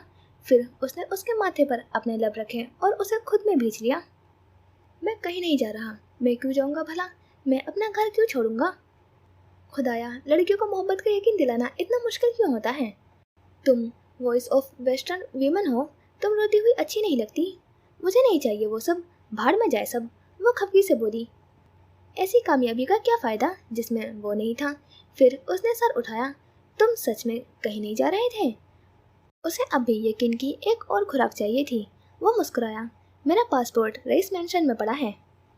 ये सुनकर फजल ने उसे घूर कर देखा। इसका मतलब था कि ये सारा मंसूबा फलक का मंसूबा।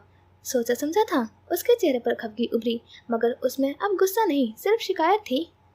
तो ये सब ड्रामा मुझे सबक सिखाने के लिए किया था?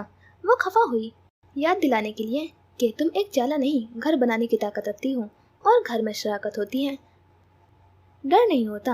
मैं देखना चाहता था कि मेरी फजल मराज अपनी कामयाबी के पीछे अपनी ज़ात की सरगोशी को दोबारा सुन सकती है या नहीं। वो मान से बता रहा था। अम्मा कहती हैं मकड़ी जाला बनाती हैं और औरत घर, और तुम क्या बनाना चाहती हो? उसने उसकी थोड़ी पकड़कर उसका चेहरा ऊपर किया। घर, तुम्हारे साथ। मजबूत लहजा। ये एतराफ़ था, ये इकरार था, ये उस सफ़र का इख्तिताम था जो उसने अकेले शुरू किया था, और अब वो उसे शराकत में बदलना चाहती थी। वली के चेहरे पर गहरे सुकून फैल गया। चले फैशन की मलका, उसने मुस्कुराते हुए कहा। यहाँ बहुत ठंड है, पहले बिग बी से मिलना है, वह अपनाइयत से बोली। वो हमें चपेड़े मारकर बाहर निकालेंगे। मैं खा लूँगी, तुम अपना बताओ, उसने आबरू उठाकर पूछा। मैं खाकर बैठा हूँ, उसने इतला दी। मौसूफ मैस खाकर बैठा था। उसके जवाब पर वो खफीफ सा हंसी। तुम्हारी गलती है, तुम्हें उन्हें पहले दिन ही बता देना चाहिए था, वह तपाने वाले अंदाज में बोली। हाँ, मेरे डैड भी यही कहते हैं, सारी गलतियाँ मैं ही करता हूँ। उसने फजर की गर्दन के गिर्द बाजू फैलाते उसे करीब किया, मगर फजर की बेसाख्ता सिसकी उभरी। क्या हुआ? वो झटके से उसकी जानिब मुड़ा, चेहरे पर परेशानी उभरी। वो पीछे अपनी गर्दन पर हाथ रखे हुए थी। अम्मा की दी गई चोट सर्दियों में दर्द करती थी। तुम्हारी वजह से मुझे अम्मा ने बेलन से मारा था, वो बुरा सा मुंह बनाकर बोली। वली ने हैरत से उसे देखा और फिर बेसाख्ता हंस दिया। वेल, मेरी लिस्ट बहुत लंबी है, आखिर क्या क्या बताता। फिर कमर के गिर्द बाजू फैलाया। वो एक शाम में लिपटे बैठे थे, अब वो उस पर नया इल्ज़ाम लगा रही थी, और वो हर नए इल्ज़ाम पर माजरत कर रहा था। चंद कदम के फासले पर सड़क के किनारे एक सियाह गाड़ी खड़ी थी। गाड़ी की फ्रंट सीट पर एक औरत बैठी थी। सियाह जैकेट, घुंघराले बाल और निगाहें सीधी उन दोनों पर जमी हुई थी। मनार मराज, उसके चेहरे पर जज्बात की कोई लहर नहीं थी, बस एक गहरी खामोशी और गौर। उसके साथ वाली नशिस्त पर एक और औरत बैठी थी, जिसका चेहरा साए में छुपा हुआ था, मगर उसकी आंखें झलक रही थी, जैसे अंधेरे में भी कुछ देख रही हो। उसके लब हिले, आवाज़ धीमी थी, मगर लहजा जहर आलूद। नफसियाती बच्चा, मलून बच्ची, रब ने बना दी जोड़ी। फिर उसने थोड़ा सर मोड़ा और ज़ेरे लब हंसी हंसी, जैसे कोई पुराना याद आ गया हो। उसकी आवाज़ में तल्ख इस्तेज़ा घुला हुआ था। दूसरी औरत ने उसकी तरफ देखा, होठों पर हल्की सी कपकपाहट आई, जैसे कुछ कहना चाहती हो, फिर हिचकिचाते हुए बोली। वो दोनों अच्छे हैं मनार, उन्हें नुकसान पहुंचाकर क्या मिलेगा? उसने नजरें नहीं हटाई, मगर उसके चेहरे पर एक साया सा लहराया। मुझे अच्छे लोग बहुत बुरे लगते हैं। चंद लम्हे के लिए खामोशी छा गई। गाड़ी के अंदर मौजूद सांसें भी सुनाई दे रही थीं। क्या लगता है रईस इन्हें अपना लेगा? दूसरी औरत ने पूछा। वो असूल पसंद आदमी है, अपने असूलों के हाथों मारा जाएगा। उसकी आंखों में एक चमक उभरी, वो चमक जिसमें आग थी, असियत थी, इख्तियार था। यकीन करो, अगर तुम्हें जिंदा देख ले तो अपने सारे असूल जला दे। वो मुस्कुराई, जैसे कुछ तमाशा देखने वाली हो और कुछ खेल खेलने को तैयार। मोहब्बत उसूलों को खा जाती है, और मुझे जलते उसूलों की खुशबू बहुत पसंद है। तुम क्या करने वाली हो मनार? खौफजदा लहजा, वो जो किसी ने सोचा भी नहीं होगा। उसकी आंखों की चमक मान पड़ी, अलबत्ता चेहरे पर सर्दपन छा गया। गाड़ी की शीशे के पार एक नया तूफान आँख खोल रहा था।